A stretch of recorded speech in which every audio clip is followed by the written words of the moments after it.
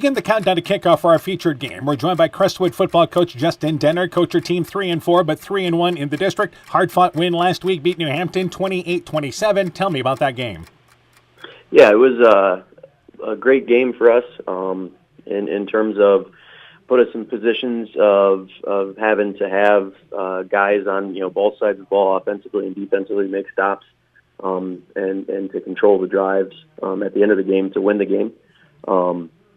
We jumped out to a 21-7 lead, in the first half, but New Hampton clawed their way back to tie it up at 21 just at the start of the fourth quarter, and Aiden Skoda had a big run for us to take the lead back at 28-21, and New Hampton had hit a very well executed pass play to score to make it 28-27, and our guys got the stop on the 2-point conversion to seal the win, and then when we got the ball back, we were able to run the clock out with the running of Aiden Skoda and Brock Buena to kill the time there and end up with a very much needed win. Yep, and obviously you guys are now the number 3 seed, clinching that for the postseason. Let's talk about who's been contributing. I know you mentioned a couple of the names, but who's been contributing for the Cadets on offense?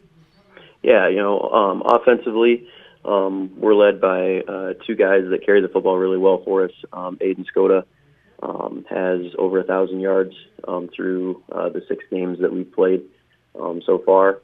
And then Brock Buena is just under 500 yards through those 6 games. So a lot of our rushing attack goes through those 2 guys. And then receiving-wise, Nate Marr, Luke Tertina, and Dashel Donlin are our leading receivers, all with 10 to 15 catches there apiece. We don't try to throw it a bunch unless we absolutely have to, or if we want to, type of a thing. We try to run the ball more often than not, but those are the guys that are kind of leading the way for us statistically. And defensively, who's been contributing for you? Yeah, defensively wise, Caden Simeon has been our best defensive lineman for us. I think he's second on the team in tackles from his defensive end spot, first in tackles for loss. Tyler Gibson, one of our outside linebackers, has been our leading tackler throughout the entire course of the year. And then Brock Buena again from his middle linebacker spot is a 2-time All-District linebacker as well, and he's been kind of the leader and communicator for our defense there. Let's turn our attention to North Fayette Valley. What do you know about the Tiger Hawks? They're an outstanding team. When you hear of a wing T team, you think, ground and pound, run the ball really well, but they're very dynamic. And the fact that they can, run the ball, very, very well, but then also they've got an outstanding passing game. That'll make it very tough for us, to defend defensively, and so forth. And then on the defensive side of the ball, they're very fast. They close on things very quickly. They make it very tough for opponents to get, big plays or any type of yardage whatsoever because of how fast they play and so forth. So it'll be a great test for us. For Crestwood, keys in the ball game, what do you have to do? We've got to be able to run the football first and foremost. That'll be our number one key is to be able to run the football on offense. And then we've got to continue drives.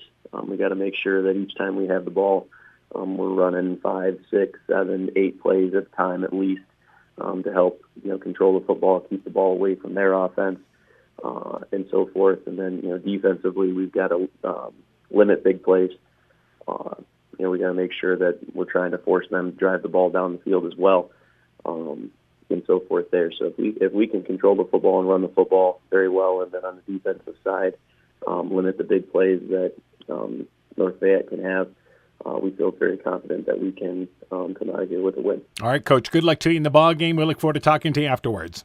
Awesome. Thank you. Once again, Crestwood football coach Justin Denner and his cadet program. Countdown to kickoff continues after this.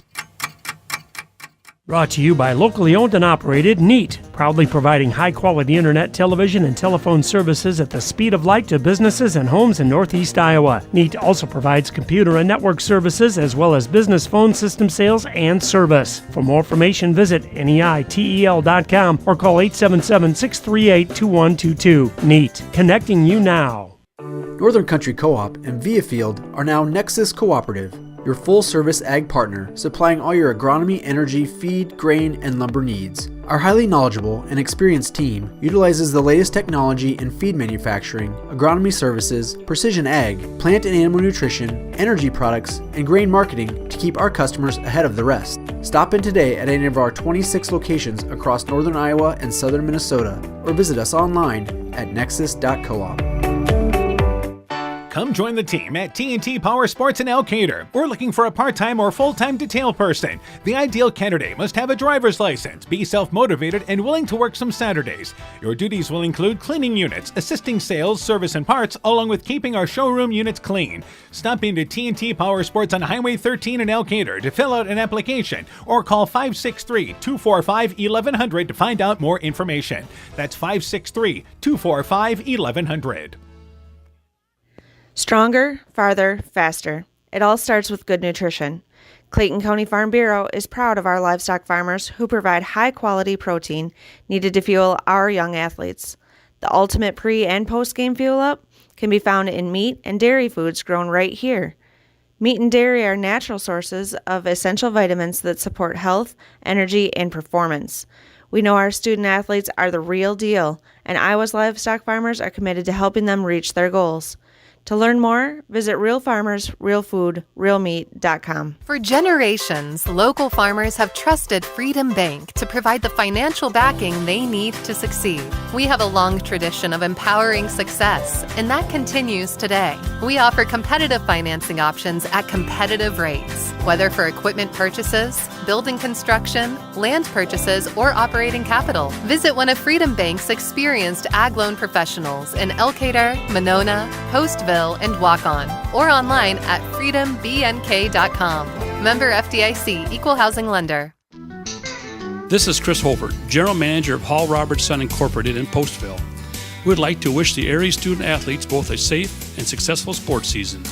We have been a community-based company since 1864, servicing and supporting the area ag industry with products necessary for daily success.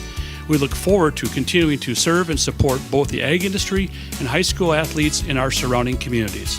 Thank you and good luck from the families at Hall Robertson. North Fayette Valley football is brought to you in part by Adverse Weather Insurance, Jim Furman of Volga, your independent crop insurance agent, Norby's Farm Fleet in Northeast Iowa, Elkader Chiropractic Center, Dr. Jamie Hammersland, Bacon Concrete in Postville, Fisk Farm and Home in Monona, Cresco, and Decorah, Billowina Savings Bank, member FDIC, and by Rivals Inc., custom gear, screen printing, embroidery, and online shopping at rivalsinc.com. You're listening to high school football on KCTN, Garnavillo, Elkader, Iowa. We continue the countdown to kick off our featured game. We're joined by North Fayette Valley football coach Justin Hines. Coach, of course, your team victorious last week over Olwine in a forfeit victory. Let's talk about maybe what you guys worked on as far as the last week and a half now getting ready for this game. Yeah, knowing the whole week that we didn't have that game, we were kind of able to do some different things in practice. Did play them in kind of a varsity reserve JV game, so took the opportunity to get those guys, some of that quality time in practice, and we're able to still work. We do like half the time with our regular starters, and we're able to, start working on some stuff for this week in Cresco, and then we'd kind of switch gears and say, all right, now we're switching to the guys that are playing this Friday and start and work on some O-line stuff with them and get those guys some quality reps with all the coaches watching those guys, and kind of did that every day, and the varsity starter guys got Friday off and went down and supported those guys for that game. All right, that's pretty cool. Let's talk about some of those reserves. Who kind of stepped up for you last week's game? Yeah, Brock Stoppy had a heck of a game running for us at wingback. Kind of the way it started, I thought we were maybe going to get him 100 yards, but didn't get there that way. But he had a good game. Kyson Moss did a good job kind of leading the way on playing quarterback for us and getting things going there. Defensively, I wouldn't say anybody stood out. They all played a pretty solid game. We had them shut out for a while and ended up winning it 26-14. Had a few junior linemen that were able to get some quality time and some sophomore linemen that were able to play against some bigger, older kids that O-line had. And just overall happy with the way, they kind of reacted to the situation and got to see them compete, on a little bit higher level, and kind of a cool situation that was more like a varsity game night down at Owine. Yeah, good for those guys. All right, let's talk about getting ready for Crestwood. What do you know about the Cadets? Yeah, kind of a two-headed monster back there with Skoda and Voina. Get the bulk of their carries. Got a couple guys that run some jet sweep, but definitely some game breakers. I think, probably 3/4 of their touchdowns are over 50 yards, and if you let them get loose, they'll burn you there. And so we got to do a good job there. Not real sure what we'll get out of them. All the kind of the playoff seedings are all wrapped up for our district, pretty much top 3. So they can't really improve on it. They could beat us and then have a 3-way tie for district title. With us not having, a game last week, our starters are kind of itching to get back on the field and kind of make a point, and that we're hopefully kings of the district, and we don't just want to be in a 3-way tie and have the 1 seed that way. We'd like to win it outright. All right, keys in the ball game for NFV. What do you have to do? Yeah, their front seven's played us really well the last few years. We played them a bunch of times, extra times in the playoffs and stuff, and they do a good job coaching up their front seven, making it hard on us to run, and getting those guys stopped on defense is going to be key, and getting off the field and just controlling the ball and keeping it in our offensive hands, I think, would be a big deal. All right, Coach, good luck to you in the ball game. We'll look forward to talking to you afterwards. You bet. Sounds good. Once again, North Fayette Valley football coach Justin Hines and his Tigerhawk program. Countdown to kickoff continues after this. When I started out in the car business, my dad gave me some good advice. Hi, it's Forrest Brown with the Brown's family of dealerships. What my dad told me is when you sell someone their first car, you need a good sales department. But if you expect to sell them their second, third, and fourth car, you better have a great service department. Visit any one of the Brown's family of dealerships in Guttenberg, Elkader, West Branch, or Victory Ford in Dyersville and find out why Brown's is your hometown dealer, no matter where your hometown may be. Hey sports fans, take a time out and call Garms Financial Services. Their team of agents can show you how to save money on all your insurance needs with Grinnell Mutual. Whether you need auto, home, farm, health, crop, or business insurance, Garms Financial Services has you covered. You'll also receive quality protection, expert advice, and local friendly service. Call Brian Buchenhagen, Cheryl Wagner, Emily Bazin, or Kayla Olson today for a free competitive quote. Garms Financial Services in Elkader, your trusted choice agency. Top Gun Customs knows that the insurance company wants you to do all the work for them. They want you to download the app, take the pictures, upload them, then they want you to accept the paltry check they think will repair your vehicle. No, no, no. Top Gun writes an accurate estimate, takes the photos, and explains the repair process to you. Let Bob and the guys take all the worries out of your repairs. Call Bob or Nancy at 563-964-9899 at Top Gun to schedule your repair today. The Woodland Eye Clinic in Elkader and West Union are proud sponsors of high school sports. We are committed to bringing our patients the highest level of total eye care with detailed one-on-one attention. Our offices offer the newest technology and equipment with a professional team of experienced staff that is committed to you. Call us today for your next total eye care appointment. The Woodland Eye Clinic in Elkader and West Union supports all of our local athletes taking the field or court this season. We are happy to announce we are once again performing cataract surgery right here at home. This is Jessica Jones, surgery supervisor. We welcome Dr. Cancel from Gunderson, who performs this surgery monthly at our local surgery suite and holds consultations at Gunderson Eye Clinic, Waukon. Dr. Cancel is a wonderful addition to our surgery team, and we're so happy he's here. Call us today for more information. Exceptional caring people, Veterans Memorial. Inspiring changes to a happier, healthier you is what they do at Clayton Drug, now offering free delivery of prescriptions to the Monona area. To find out more, call 563-245-2530. Clayton Drug can help you transfer your prescriptions quickly and easily to their pharmacy. Clayton Drug is committed to helping you achieve the highest quality of life possible. Clayton Drug, connecting the communities of Elkader, Strawberry Point, and Sumner to serve all in between. Hi, this is Cody from Torkelson Motors in Elgin and Waukon. At Torkelson Motors, we believe that student involvement in activities is a great way to help grow our communities, and we are proud to help sponsor this game for your enjoyment. We've been serving Northeast Iowa since 1926 and appreciate the business that our customers have given us and the support they provide to our area schools and communities. So the next time you are in need of a new or used vehicle or a repair, stop into Torkelson Motors. We've been selling cars the old-fashioned way with a friendly smile and a handshake right here next door in Elgin and Waukon. Good evening once again, everybody. How you doing? Dan Barnes along with Coach Aaron Hammond. We welcome you to West Union, week number 8 of the high school football season. It is North Fayette Valley and Crestwood. We have heard from the coaches. It looked like this was going to be a huge game to close week number 8 of the regular season, but everybody's locked into their positions. Still an important game for NFE as they look to go undefeated in district play. Well, yeah, you're looking at record now. You're looking for those bragging rights of being undefeated.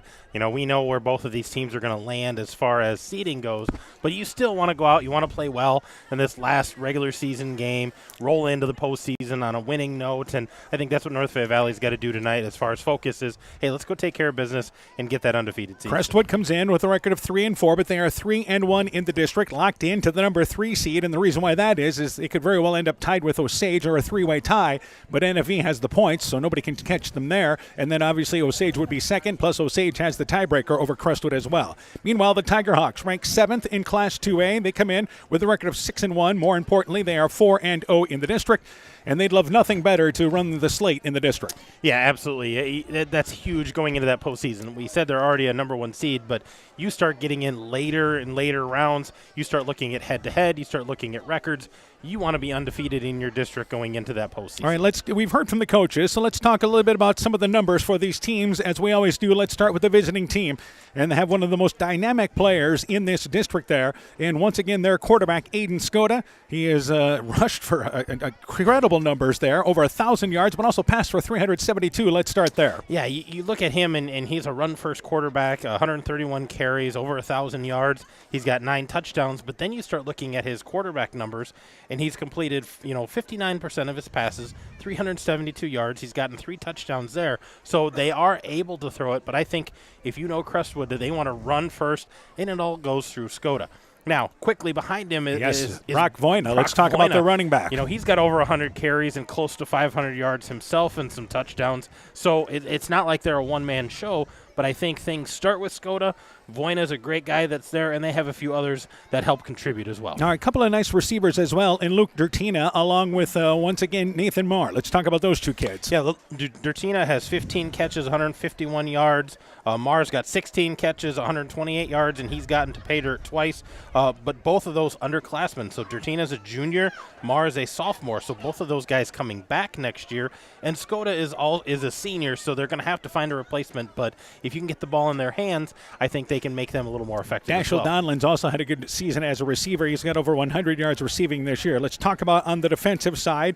And Caden Somali is their leading tackler, leading the way, number 99 for, once again, the Cadets. Yeah, 34 tackles, 19 solos, 1 sack. Tyler Gibson, a junior for them, has 36.5 tackles, 20 solo, 1.5 sacks. As a team, 5 sacks, 4 fumble recoveries, and 5 interceptions. So they're able to turn the other team over a little bit. We talked about Brock Voyna, what he does running the football, but defensively as well. He's among the leaders tackle-wise there with an interception and also a fumble recovery this year. We were talking about big plays, and for Crestwood, that involves their quarterback, Skoda. One of his touchdowns of his 9 that he's rushed for includes a 96-yarder. Yeah, he's a big play guy. I mean, he's your workhorse, but he likes to get out and make that big play and make something happen. Now, Crestwood early in the season, this will let you know how their season's kind of went here. Early in the season, played Decorah to a 1-score ball game, a Decorah team that is ranked at number 2 in the 3A power rankings. Meanwhile, last week survived New Hampton by a final score of 28-27 in a ball game they just fought their way through. Yeah, and New Hampton is not as strong as they've been in the past, so that makes you kind of scratch your head of why was that so close, but you played Decorah to a 1-score ball game. And we talked about that loss to Osage, which I'm sure they would like to have that back because that makes this game a little more, meaningful for them. But they're looking at a 3 seed. They'd They know they're going to have to travel, so they can use this as kind of a warm-up for what do we have to do on the road. All right, for North Fayette Valley now, we talk about the Tiger Hawks offensively, and this is a team that has certainly passed the ball more than they have in recent years. Let's start with quarterback Declan Hines. Yeah, Declan Hines has 54 completions out of 100 attempts, 973 yards, so he looks to go over 1,000 yards tonight, 10 touchdowns.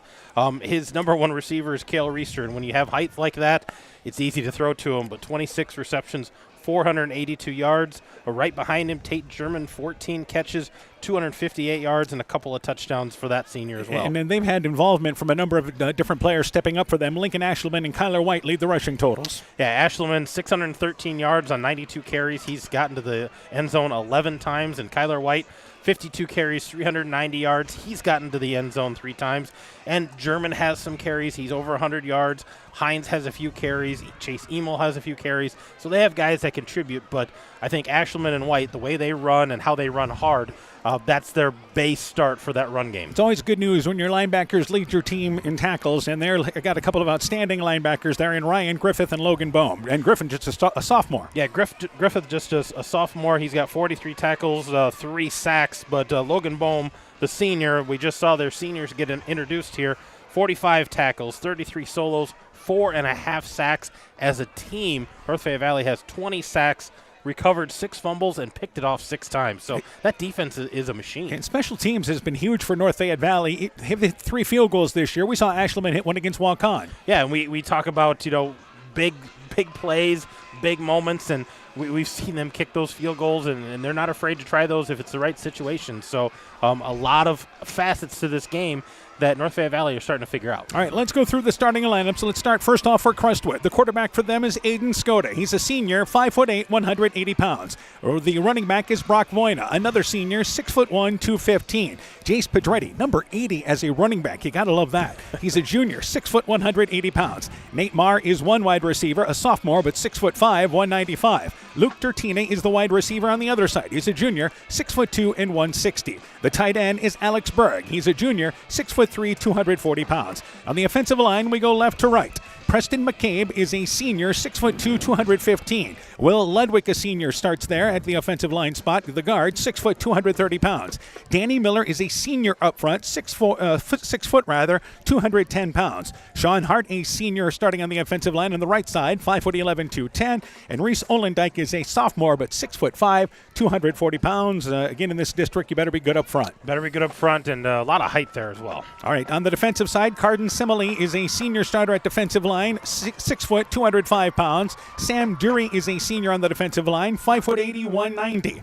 And Anand Skoda, a sophomore, starts on the defensive line, 5'11", 225. You also have Voina that plays linebacker. Skoda plays in the secondary, but the rest of the starters, it's a team that's a little deeper than most in this 2A district. Braden Thompson starts at a linebacker spot, 6 foot senior, 190 pounds. Tyler Gibson is a junior, 6'11", 195. In the secondary, you've got Ben Isaacson, a junior, 6 foot, 175. Gage Mosier, the other defensive back, is a senior, 5'8", 150 pounds, and the other safety is Dashel Donlin. He's a senior, 6'1", and 180 pounds.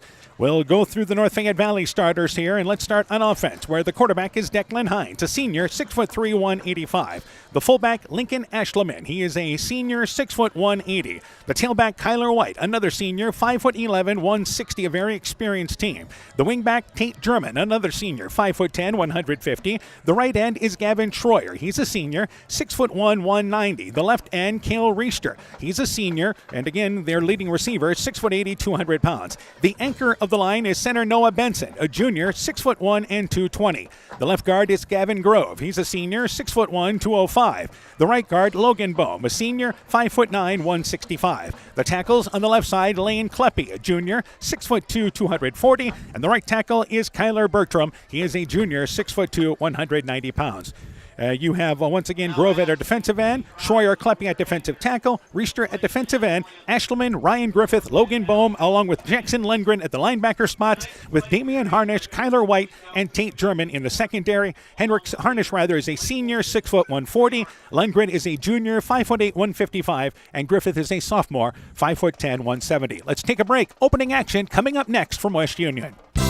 Being good at life means getting your finances together so you can focus on the moments that matter most. With over 175 years of expertise, New York Life Insurance Company provides you with benefits you can enjoy while you're, living. So give your local agents, Andrew Reimer or Troy Springer in both Guttenberg and Monona, a call. You can reach Andy or Troy at 563-252-2471. That's 563-252-2471. They can help you and your family be good at life. At Alameda Clayton REC, we provide more than energy. We also provide ideas to help you stay safe, especially during harvest season. If your equipment contacts a power line, back away. When you can't back away, call a radio for help. If you must, jump clear of the equipment. Do not touch the ground and the equipment at the same time. Report power line hazards today.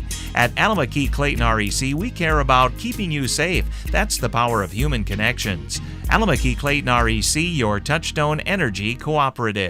Alpine Communications believes connected communities become thriving communities. We are the local telephone company that became a 21st century communications provider. Alpine provides internet, television, cellular security, and telephone too. We promise personal, timely, reliable service from people who live here. When you choose us, we all thrive. Connect with Alpine Communications today. Click alpinecom.net or call 563-245-4000. Welcome back to West Union. Couple minutes away from opening kickoff. We are updating you on a number of ball games tonight. And believe it or not, in week number 8, none of these games are going to make a difference. As Starmont, let's start there. They play at Fayette Valley tonight. They're locked into the 4 seed. Mac Valley's got the 1 seed. Yeah, it's crazy how these districts have shook out. Everybody kind of knows where they're going to be, and they have a game. They want to win, obviously, but it's not going to change their fortune going forward. And that's one of those. MFL Marmac hosts Central Springs tonight. Bulldogs locked into the number 2 seed. Also tonight, Postville entertaining East Buchanan. Pirates coming off their first win. Stopped that 39-game losing streak last week. And again, they look to maybe close the season with 2 in a row. It's their final game tonight. Yeah, their final game. They don't have a week 9 scheduled. Clayton Ridge hosting North Cedar tonight, and the Eagles in the same situation. That's a winless North Cedar team. And again, they do not play next week either, so it's their season finale. We'll also update you on the 8-man games tonight. Edco hosting Key High. Both teams have winning records. It's a great matchup, but it's a non-district ball game. They could maybe be set up in the postseason next week. Yeah, non-district, and they could see first round depending on how things shake out. And also tonight, Central entertaining West Central in 8-man. We expect updates on those games. Most of those games, 7 o'clock starts. Central looking to close the season with 3 wins, which would be a really step forward there a big step in Coach forward, J.W. Downs' first year. So we'll have updates on those ball games. Tiger Hawks wearing their home black bottoms and tops there with that Carolina blue numbers highlighted by white. They've got the Tiger Hawk logo on one side with the Snickers there on the other side. For Crestwood, blue bottoms, white tops. They've got the blue numbers, black helmets. Cadet logo on one side, it is blank on the other. Let's talk about keys in this ball game. Let's start first off for Crestwood. Well, I think for Crestwood, they have to establish that run game. You know North Fayette Valley is going to come out and try to stop Aiden Skoda. He's got to, get things started there, and I think they have to be, keep them honest. I think run the ball, but be able to throw the ball once in a while, try to keep North Fayette honest. And I think they got to win the turnover battle because North Fayette Valley is going to try to strip, pick things off, things like that. And North Fayette Valley's been good at doing that throughout the season. For the Tiger Hawks now key in this ball game, and again, continue to spread the wealth offensively. Yeah, absolutely. Get a lot of guys involved, play their game, look to pass, look to run, whatever, they can exploit there, and they've done a good job. Coach Hines has done a good job of finding those little seams, those little wrinkles, things in the margin that make them an effective team. And beautiful night for week number 8. The weather, for as far as broadcasting-wise, has been great and quite a bit different than last year's ball game. Played at Crestwood where we had 35, 40-mile-an-hour winds with a steady sheet of rain falling all night long, in which Crestwood won that ball game. Tonight got a full moon. Still may see some strange things happen tonight. We could, but much better weather and a full house over here for senior night on the North Fayette Valley side. Crestwood side starting to fill up over there. So, a good, decent crowd out here, both of these good ball clubs, and looking to go into that postseason. So let's update you on scores going on across the area tonight. We mentioned that we thought they'd be coming in very shortly, and again, they are. And here is the first score tonight. At the end of the first quarter, Clayton Ridge leads North Cedar 6-0. Also at the end of the first quarter, East Buchanan, a good start at Postville, leading 16-0. Edco leading Key High at the end of 1, 16-0. And MFL Marmac leads Central Springs at the end of 1, 7-0. So those games kind of going as maybe you thought they would go tonight, although, again, Postville down early in that ball game coming off that big win. So we are ready to go here with a 7:30 start in this ball game. We mentioned that both these teams wrapped up for the postseason with North Fayette Valley winning the district title this year and Crestwood locked in to the number 3 seed. There is a matchup going on tonight for the number 4 seed in this district with Waukon and New Hampton. They're playing tonight as well. Yeah, and we just had the coin toss there, Dan, and North Fayette Valley has won the toss. They're going to defer. So they're going to get the second half kickoff. Crestwood's going to start this game with the ball. So again, a beautiful night here. We've got a little bit of a breeze, and keep an eye on that tonight. It is more of a breeze that is blowing from right to left as we stand here in the North Fayette Valley press box. Field looks great, though. It's obviously dry like it is everywhere else. Tiger Hawk logo in the middle of the field. They've got the numbers laid out nicely down each sideline area, and we are ready to go with Lincoln Ashelman to launch things away here in week number 8. As far as special team-wise this year, Crestwood has had a number of kids returning kicks, and one of them is Dasha Donlin, who has a 90-yard kickoff return. So keep an eye on that if special teams for Crestwood is going to have a say in this ball game tonight. Yeah, you never know. I mean, special teams, I think Crestwood's going to look for something on special teams as maybe a spark, but they got to get something going early here, or North Fayette Valley is going to establish themselves. So we mentioned Donlin back. He's on the near side at the 5-yard line. Also back to receive is Ben Isaacson. He's a junior, 6 foot, 170 pounds. And again, as Aaron mentioned, great crowd on the Crestwood sideline as well. So Ashelman to launch it away from the 40-yard line. Week number 8 is underway, and he kicks that one off the left side. It'll touch into the end zone. It is a touchback. And Crestwood takes over, first down, 10 yards to go at their own 20-yard line. We welcome you tonight on KCTN FM 100, also those listening on the KCTN app, and of course, watching this game on KCTN.com or on the KCTN YouTube channel as well, with live video going on from KCTN.com or on the KCTN YouTube channel. So first down, 10 yards to go. The Cadets take over from the middle of the field. They'll line up with their receiver right and left. And again, they will run out of shotgun formation with Skoda and Voina in the backfield. And on first down, 10 yards to go, receiver goes in motion left to right. Back to Skoda. He runs the football right up the middle. Lowers the head. He's across the 25-yard line, out near first down yardage at the 30-yard line. They're going to give it to him. And this is Crestwood football there. Skoda going to run and pick up 10 yards on first down. Yeah, just a design quarterback draw there and gets the snap. Hesitates, comes right up the chute, and a good 10-yard gain to establish himself. Skoda gets that first down. And again, he has rushed for over 1,000 yards this year, and that's where the running game starts for Crestwood. So first down, 10 yards to go, picking up 10 yards on their initial play. They have 2 receivers to the right, an H-back lined up on the right side. And on first and 10, they run it this time with Voina. Voina, right at the heart of the North Fayette Valley defense, gets across the 30-yard line and not much more. Maybe the 31-yard line. A couple of Tiger Hawks stacking things up front, including their number 76 as well, and Lane Kleppe, a junior, 6'2", 240 pounds. A pickup, actually give him 3, closer to 4 on that.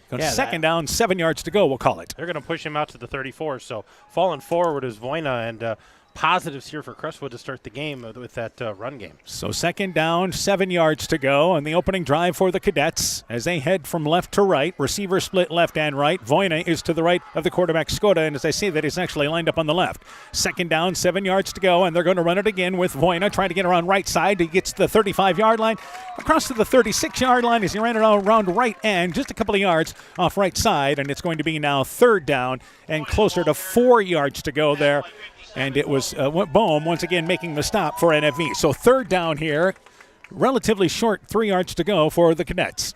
Yeah, Voina just following inside the tackles there and cutting it up, falling forward again. So a hard runner out of Voina so far. One thing that Coach Denner talked about for Crestwood is possession. Time of possession was going to be huge in this ball game. Third down, short situation, 3 yards to go. Back to Skoda. Skoda hitting the backfield, but again, second effort's going to let him crawl across the 40-yard line, and looks like he's got first down yardage.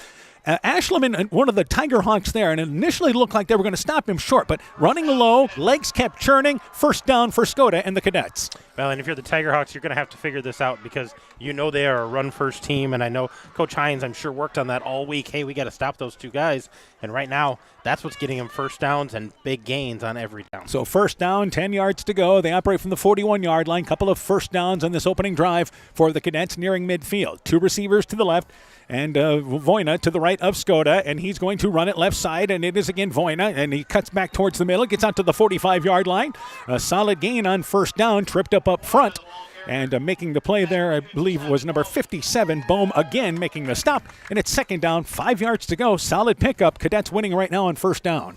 Yeah, that first down has been huge gains. A 10-yard gain, a 4-yard gain, another 5-yard gain. They've been doing big things on first down. So second down, 5 yards to go. Still in their own territory, operating near the left hash mark. And short side of the field, left side with 2 receivers lined up there. Back to Voina. Voina left side, steps across the 45-yard line. Inside Tigerhawk territory, fumbles the football. The Cadets say they have it. Here comes a flag in, I believe, or actually the official throwing the marker for the fumble.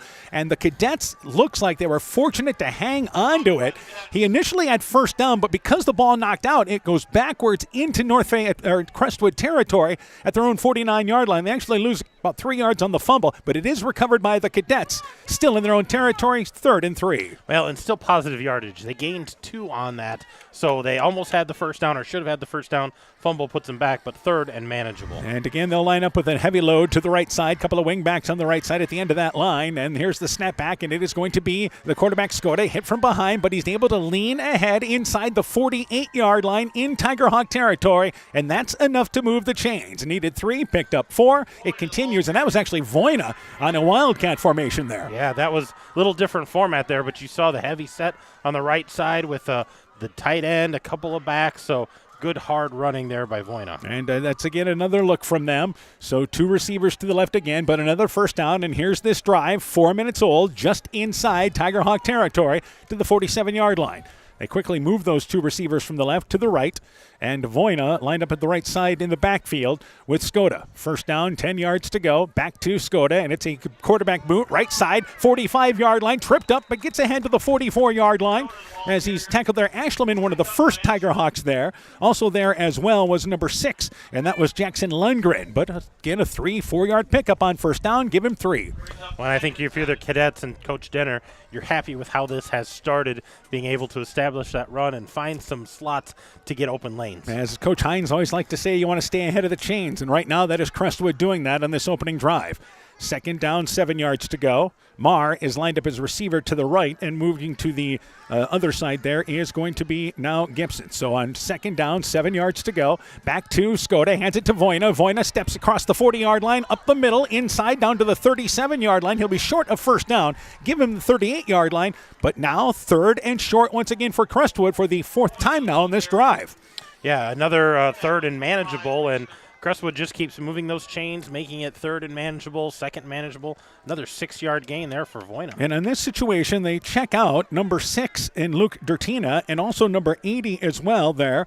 And once again, that is one of their running backs in Jace Pedretti, and they go jumbo set here. So they'll line up with just a receiver, heavy loaded to the left side on 3rd down and 1. Voina out of Wildcat, gets the snap, runs right to the heart of the Tigerhawk defense. And again, looks like he's got first down, though Ashleman thinks it's short.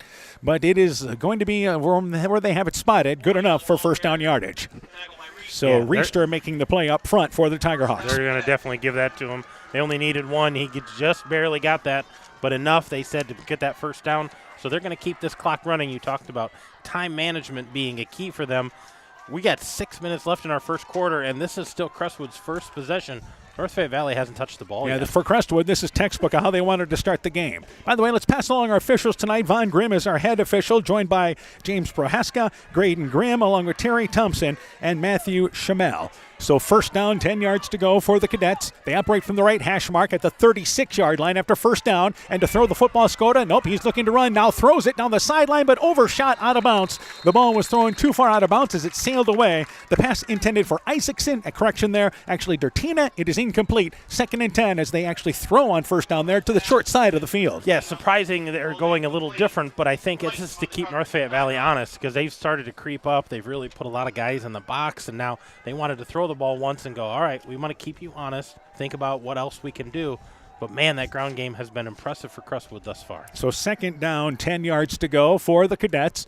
Still, again, at the 36-yard line, short side of the field. They operate from the right hash mark. And Voina is to the left of Skoda. On second down, 10 yards to go. They hand it right side to Voina. Voina cuts inside the 35-yard line, a couple of yards ahead to the 34-yard line. Leans ahead to the 33, we'll call it. It's a 3-yard pickup, and certainly Crestwood in 4-down territory here.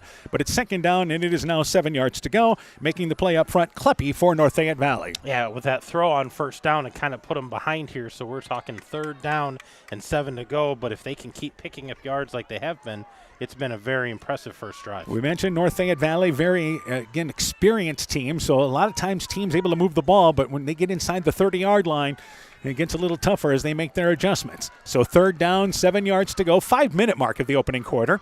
And Skoda continues to work out of shotgun formation. They send a receiver in motion, but Skoda takes it up the middle, inside the 30-yard line. He'll be stacked up at the 29-yard line, short of first down, but it brings it from 3rd and 7 to 4th and about 3 yards to go, maybe closer to 2. And Reister on the bottom of that pile for the Tigerhawks.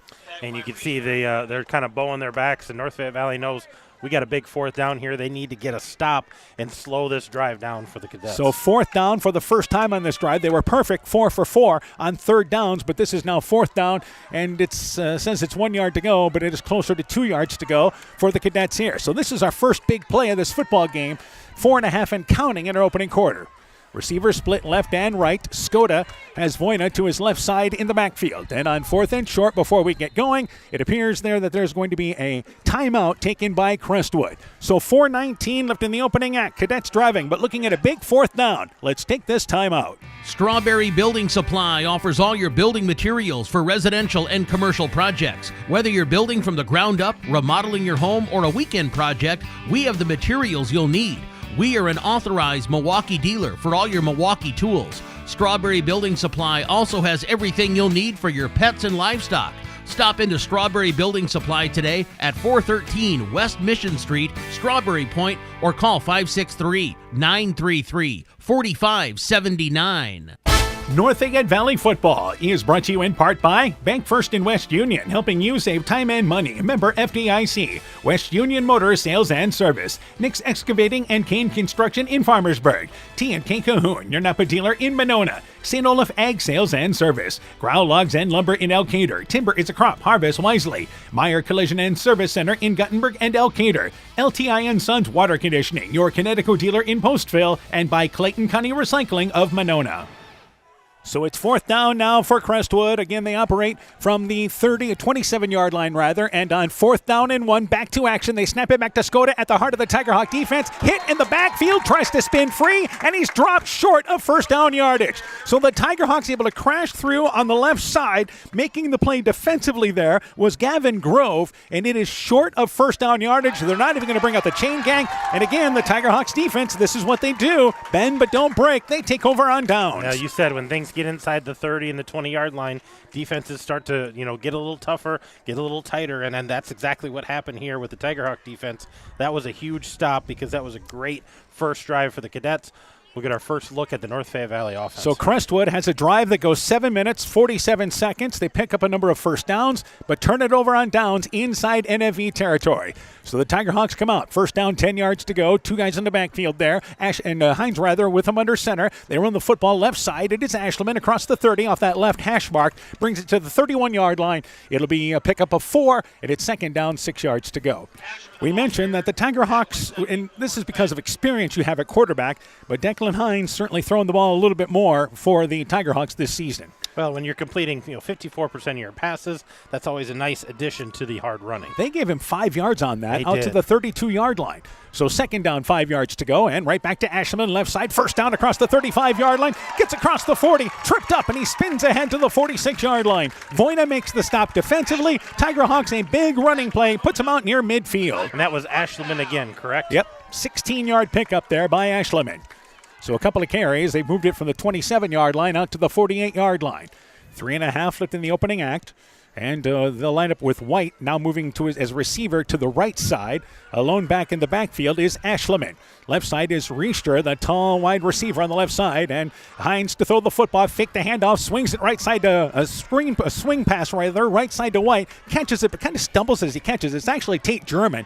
Just across the midfield, they're going to see he was down at midfield, just ran a little flare out to the right side. They only pick up 2, but it's a positive gain, 2nd and 8. Yeah, just kind of flipped that out there, held that run pass option a little longer, flips it out there to German, kind of made him have to go get that, lost his footing and goes down, but a 2-yard gain starting with that pass play. And like we said, Coach Hines says you stay ahead of the chains, so it's a positive play. 2nd down, 8 yards to go without a receiver. German has an H-back on the right side, and on 2nd down and 8, left side, Ashleman hit inside the 50-yard line. Skoda coming up from the secondary, one of the cadets in that area, down to about the 47-yard line, picks up 3 yards, 3rd and 5 for the Tigerhawks now.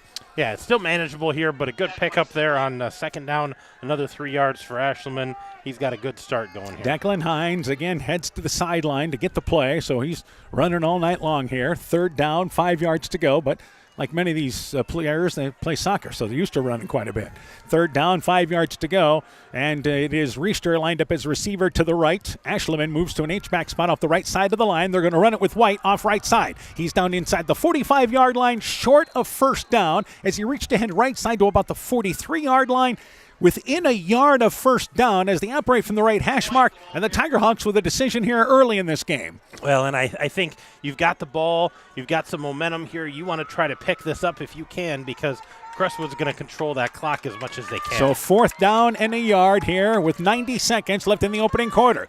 After Crestwood got stopped on a 4th and 2 play, it is North Fayette Valley looking at 4th and 1. So on 4th down and 1, Hines with him under center. And on 4th down, a hard count from Hines, but he hands it left side. Ashleman, 1st down, tripped up inside the 45-yard line, fumbles the football. The Tigerhawks recover it, but are they going to say that Ashleman was down? It's recovered by Crestwood and Skoda, who picked it up and ran it back to the 45-yard line, and they say he is not down. It is a fumble, and now our officials are going to talk here. Yeah, they're going to talk this over because they're saying, North Fayette Valley's thinking Ashleman was down, and that's when the ball came out. So they're going to talk about when that ball actually came loose. Our side judge leads the conversation there. He came in, and the conversation continues. Our far back judge came into the play there, and it looked like maybe at first he was going to call Ashleman down, but pointed that it was Crestwood's football. And it's scheduled right now to be 1st and 10 for Crestwood at the 41-yard line, and what's becoming a lengthy conversation with our officials. Well, and I think that what they're trying to determine here is when was that knee down, because he kind of went down legs first, knee to the ground. Was that knee down before the ball came out, or did that ball come out as he was going down to that knee before he made contact? And they're going to mark it there, saying that Crestwood was down actually back at the original line of scrimmage. And let's see.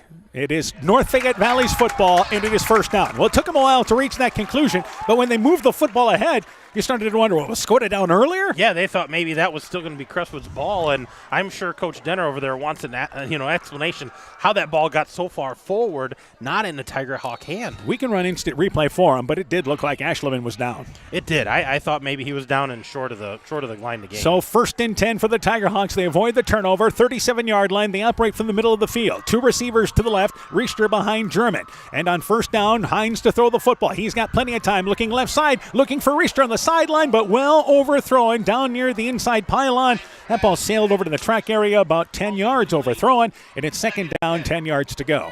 What they love to do is get Riester in a jump ball situation. Absolutely. You got height like that. He's got great hands, great footwork. He can adjust, go get that ball, and usually comes down with that big So play. at the 38-yard line, we'll say the 37-yard line, it's 2nd down and 10 yards to go as the Tigerhawks were hoping to strike big on that play. 2 receivers to the left. In the backfield is Kyler White. Ashleman is a wing back on the right side. 2nd down, 10 yards to go. Hand play to White up the middle. Steps inside the 30-yard line. Tackled right from behind by Skoda, who's been in on a couple of plays already. Just short of the 30-yard line near side, but a good run by White. Looked like there was something big happening there. He does pick up 7, but Skoda closed it down. Yeah, Crestwood's been really good to close on some of these routes, even though North Fayette Valley looks like they've got a lot of room. It closes pretty fast, but a great run there by White to bring up 3rd and manageable. This may be our final play of the opening quarter. We're down inside 30 seconds to go. White and Ashleman in the backfield now behind Hines. And German lined up at a wingback on the left side. They run it left side to, once again, White on a counter play. He's inside the 25-yard line, has first down yardage. Voina makes the stop there defensively. Also there as well as number 5 in Thompson for Crestwood. But that's first down yardage. Drive continues. They're down to the 25-yard line, looking 1st and 10 right now with 16 seconds left to go. Tigerhawks can let the quarter come to an end if they choose. Yeah, if they wanted to, they can. We're under 15 seconds here, and they're hurrying up, so they're going to try to get one more play in here as they're playing from their 25-yard line. Wind is at their back, by the way, so they quickly come up to the line of scrimmage. Receivers left and right, German to the right side, Reister to the left side, and they're looking one-on-one for Reister. Goes up, 5-yard line, catches it, goes in for the score, touchdown, got it. They threw a jump ball left side, and on the final play of the opening quarter, the Tigerhawks strike first, leading 6-0. Yeah, 25-yard, just a jump ball, and Reister went up and got it.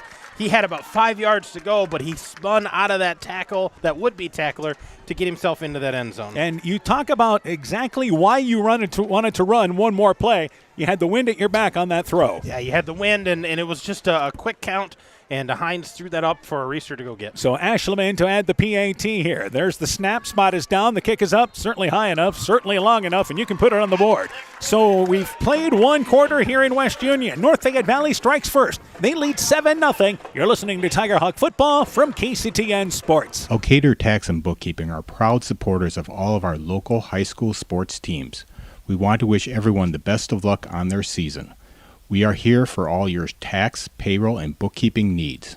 Give us a call at 563-245-2154. Again, that number is 563-245-2154. Thank you from Kurt and Ann at Elkader Tax and Bookkeeping, located in downtown Elkader. North Fayette Valley football is brought to you in part by Elgin State Bank of Elgin and Wadena, member FDIC, Gunderson Palmer Lutheran Hospital and Clinics, Innovative Ag Services in Elkader, Monona, and Waukon, Guttenberg Municipal Hospital and Clinic. Check out career opportunities at guttenberghospital.org. Bruins and James Insurance, your Grinnell Mutual agent in Monona, Furniture Showcase and All Wine, Lighting Showroom, Flooring, Furniture, and Window Treatments, and by Car Auto Group, online at karautogroup.com. So North Fayette Valley on the final play of the opening quarter is a 25-yard touchdown pass. And again, that is from Ashleman to Reister. Ashleman adds the PAT. And once again, it is now 7-0. It is the Tigerhawks in the lead as we begin the second quarter. Both teams had one touch in the opening quarter. Yeah, that was just crazy part. Crestwood, a nice long drive, kind of stalled out there. Good defense by the Tigerhawks. Tigerhawks go down. They quickly run that last play of the quarter, and it's a jump ball for Reister and a touchdown and strikes first. And pretty good coverage by Ben Isaacson for Crestwood. But again, Isaacson is 6 foot, so it has some size, but going up against the 6'8 Reister. Here's a bit of a pooch kick, and before we get going, there's a flag, and NFE had actually jumped offside. So it was Ashleman kicking it into the wind and trying to pooch it short instead of trying to fight that wind. And they will be marked back 5 yards because we had illegal procedure by North Fayette Valley on that kickoff. Well, and with the breeze we have kicking into the wind, Crestwood's going to make them kick that again because they expect to get a decent field position here based on where this kick's going to go. Yeah, our official blew the play dead right after Ashleman kicked off there.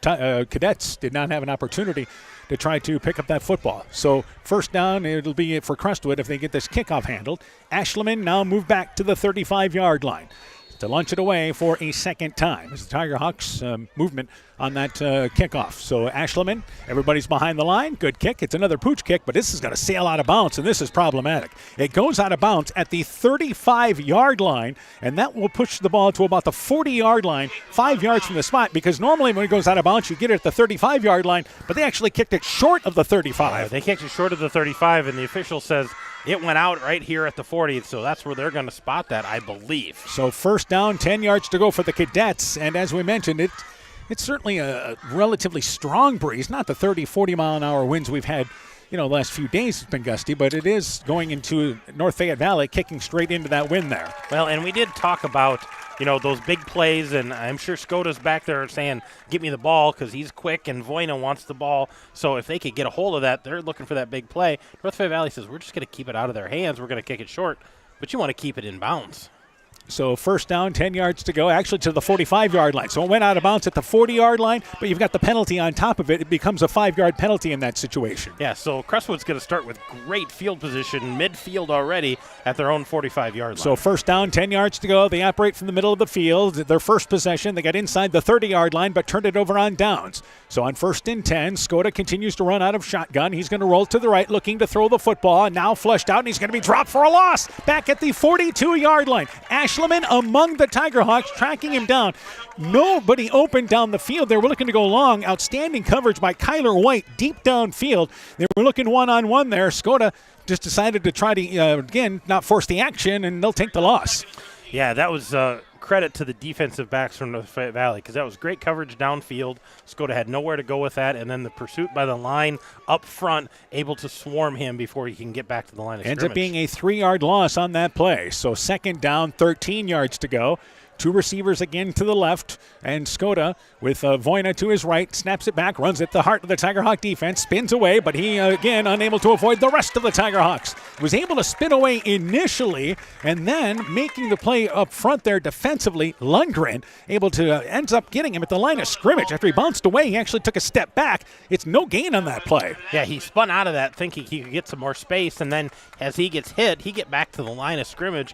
He ends up being tackled behind, but he said he got at least to the line of scrimmage. Here's Crestwood behind the sticks, 3rd and 13. Ashleman had the first hit. Lundgren finished things off. So third down, 13 yards to go, type of situations that the Cadets trying to avoid in this ball game.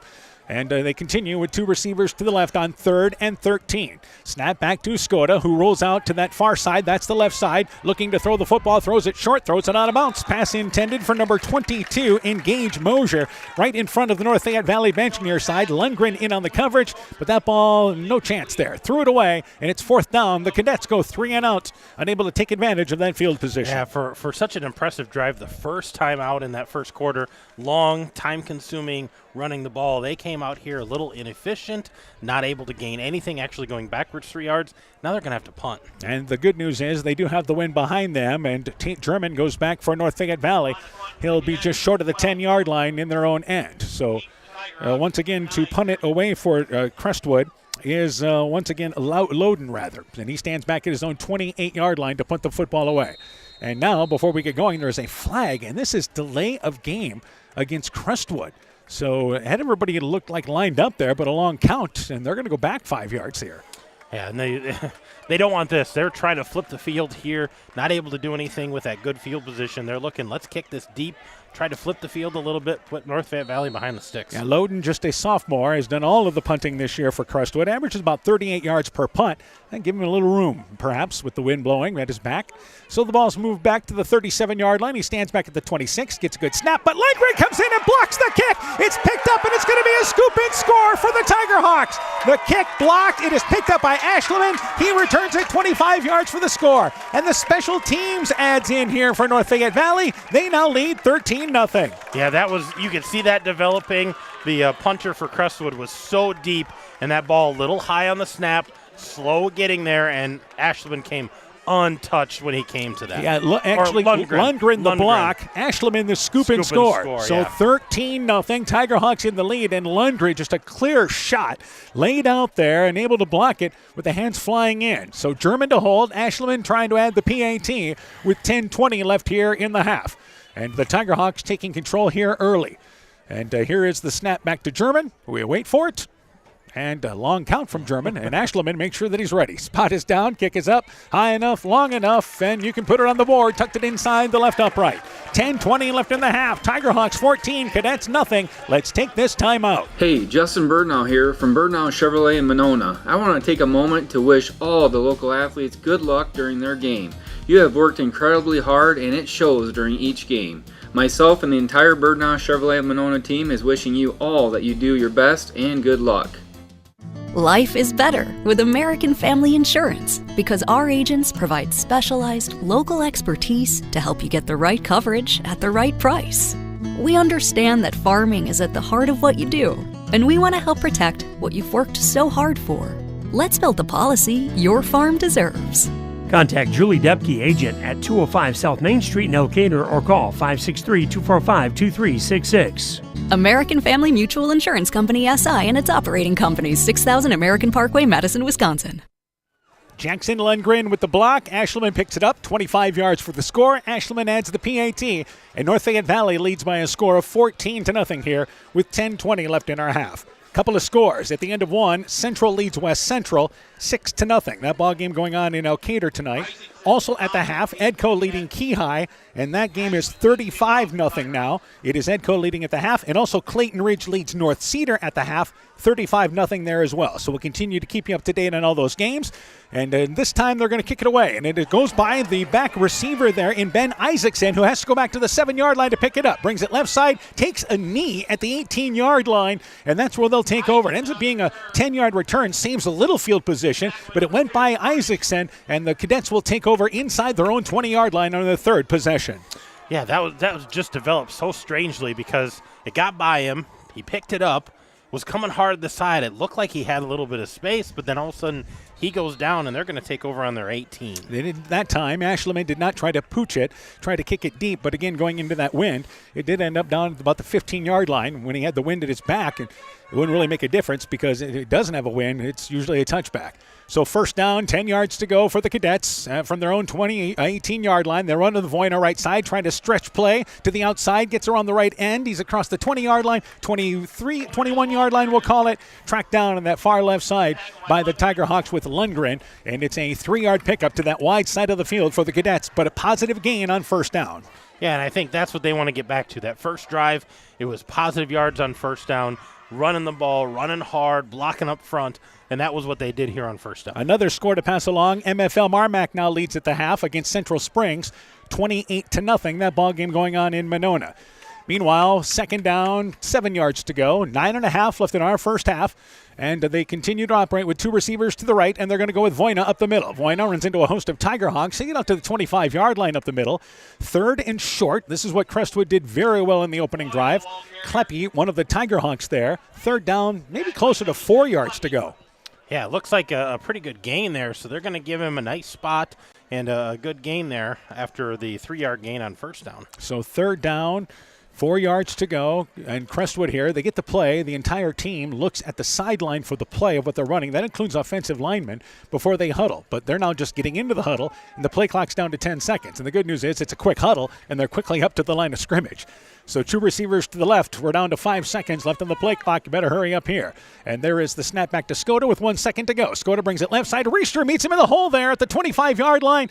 Leans ahead, maybe the 26-yard line. He'll be short of first down. Needed 4, picked up 2, and fourth and short now for the Cadets.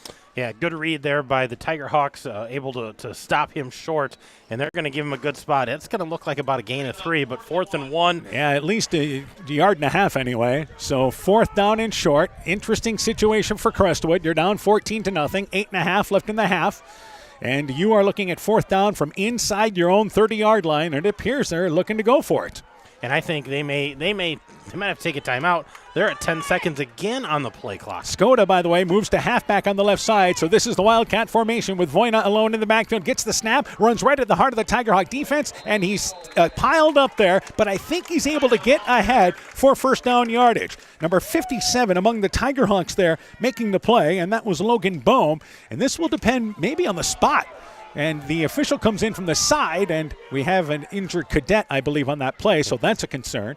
As we'll see where the ball is marked, whether or not that's first down yardage. But the bigger concern right now for Crestwood, they've got a player down on the field, and I think that may be Voyna. I think it is. I haven't seen him get up yet, so they're going to take a timeout here and check him out. But the positive for Voyna, he got the first down. They're going to give them this first down based on that spot. And you could see the Tiger Hawk faithful not happy with the spot, but I think he got there. He had a short line to gain. And they put it out to the 28-yard line, but again, Voyna, who has rushed for over 466 yards. He's the second leading rusher, and we mentioned short situations like that, they go to Wildcat, but the concern right now is the injury for the Cadets there, one of their leading rushers at the 28-yard line. So we have an injury timeout. Let's take this break. Tiger Hawks lead 14-0 here with NFV in West Union. Epic Wear. Get personalized clothing for your school, your team, family, friends, business, or any event.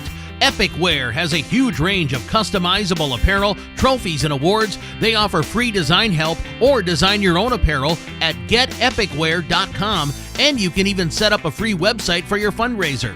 Epic Wear, walk on. Call 563-568-2301 to place your order today. So a quick timeout, injury timeout, and it is Voina being helped to the sideline. And what looks, anyway, this is just from up here, that it looks like a right ankle injury. So it's first down, 10 yards to go, but able to put no pressure on it as he walked off the sideline, helped off on the sideline. Yeah, if you want to look at the next running back that's had carries, Gage Mosier's had a few carries for him, and Jace Lovano have had a few carries. Yep, so you're really going to lean on Skoda probably a little bit more here. So first down, 10 yards to go. Clock picks up once again. Inside 8 minutes left in the half. Two receivers lined up left side. And on first and 10, Skoda hands it off there, and that is number 18 running the football right side. And getting to the edge there is once again, that is number 18 is actually Jose Lavina on the carry. And gets to the edge at the 22-yard line. Yeah, Livano there, a junior for them. He's got 6 carries, 21 yards, so not a lot of action, but a good carry there, positive gain. They're going to give him about 2 or 3 yards on that first carry. Lovano, a junior, 6 foot, 160 pounds. So, again, just his 7th touch of the year. He's lined up to the left of the quarterback, Skoda, in the backfield. Second down, 8 yards to go. And they send it back in motion, but run to Skoda. He goes to the right side of the field, and Skoda's down the sideline, 40, 30, racing down the sideline. White tracks him down on the far sideline from behind. White with a touchdown-saving tackle, but Skoda got to the edge and flashed his speed down the sideline. Boy, he looked good getting on that sideline. I didn't know if anybody was going to get to him before he got to pay dirt. They move it from the 31-yard line in their territory down to the 26-yard line in NFV territory. So a huge run there of 43 yards. And quickly up to the line of scrimmage. They run it again with Lavino. Right side gets to the edge. He's inside the 25-yard line. Push him inside the 20-yard line. Picks up 7 yards on first down. So Lavano on the carry. Second down, short situation, and Crestwood has found their rhythm.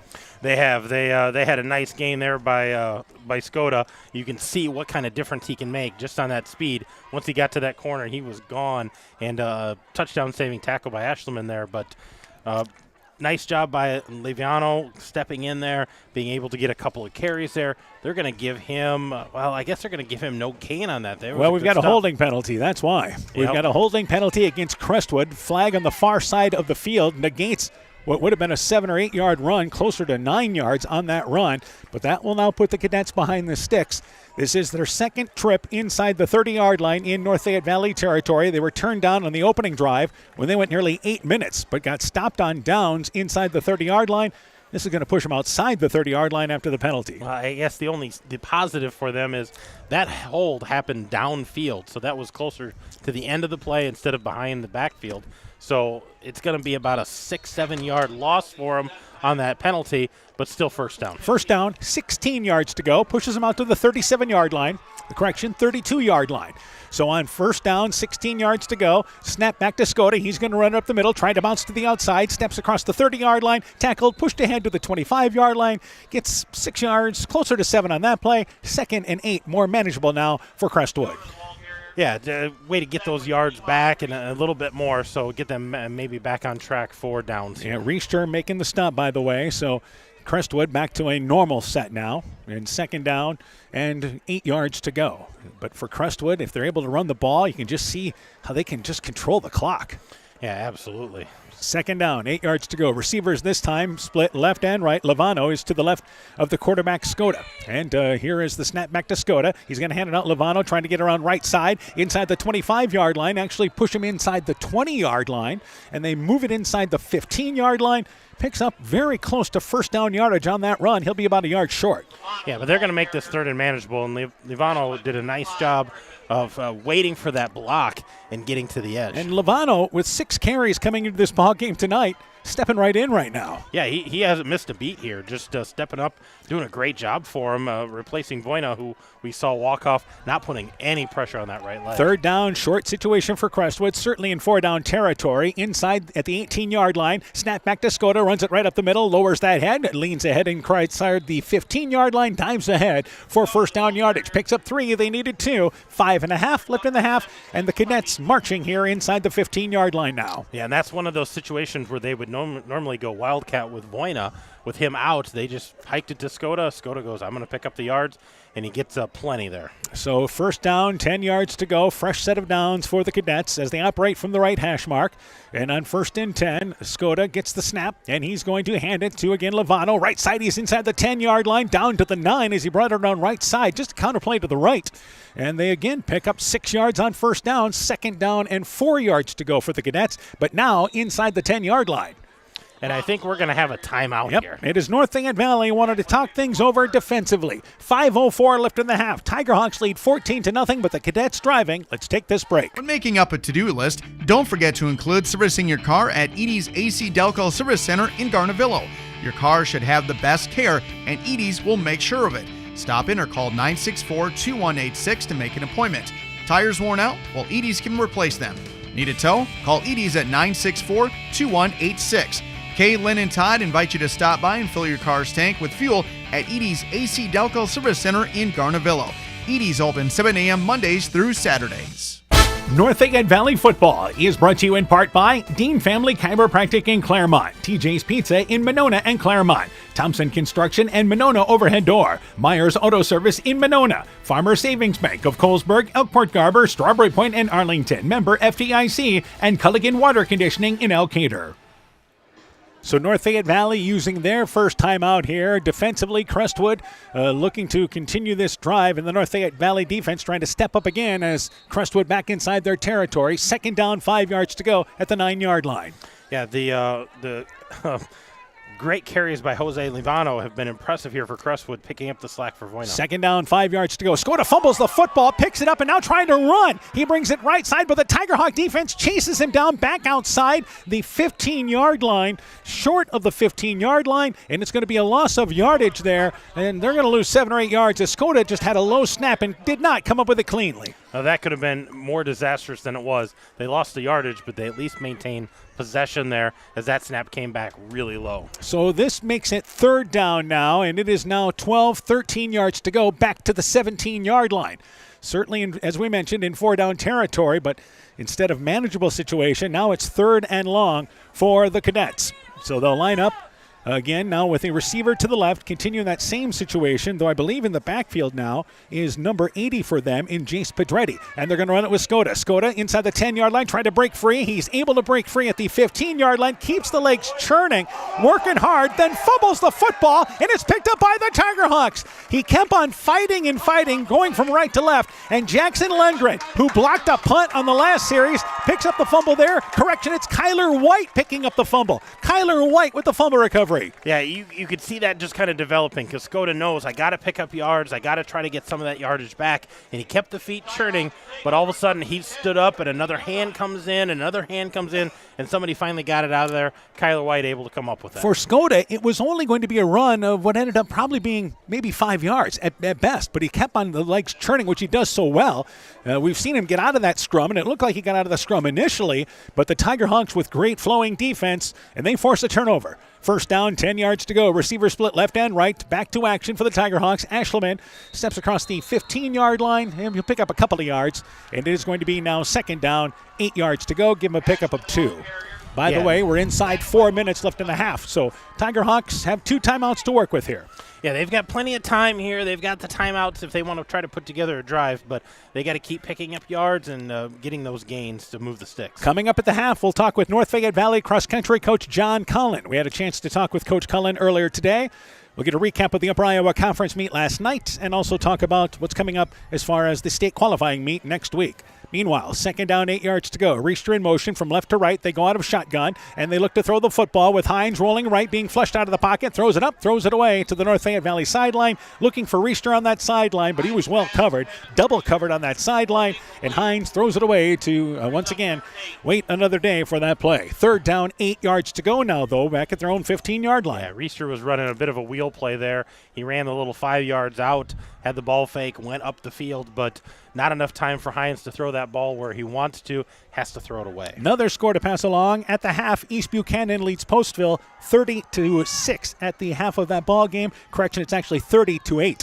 East Buchanan in the lead. Tiger Hawks, third down and long at their own 15-yard line. They're going to fake the handoff. Hines actually gives it inside, and they run the football with Ashleman. He has first down just off that left side hash mark. Keeps the legs churning. He's across the 30-yard line, out near the 35-yard line on 3rd and 8. Ashleman with a solid run, but shaken up on that play as they look to help him up. And Ashleman holding what appears to be the right knee, and this is a major concern here for the Tiger Hawks. It looks like it cramped from here the way he's holding it, and that's what you hope for. You hope it's not the knee after a great gain. That was about a 21-yard gain for Ashleman. And for the Tiger Hawks, one of their best plays of the night. So concern there. Lincoln Ashleman down. He's a senior, 6 foot, 180 pounds. Again, has rushed for over 600 yards this year. He also has a couple of TDs receiving-wise this year, over 100 yards.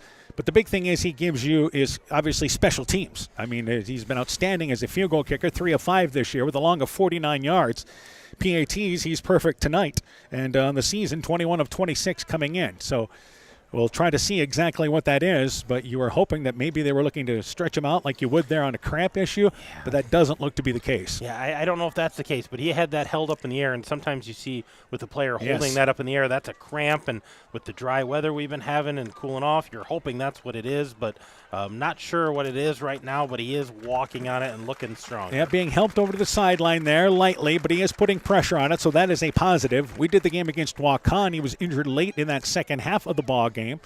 But I was able to come back there. Certainly could have played had that game been a little bit different, score-wise. And the good news is, as Ashleman makes his way to the sideline near side, looks to be getting a little stronger, doesn't he? He does. He absolutely does. All right, so we'll keep an eye on that situation. Certainly we'll try to get an update if we can. But it's first down, 10 yards to go right now after that run by Ashleman to the 31-yard line, 16 yards officially on that run.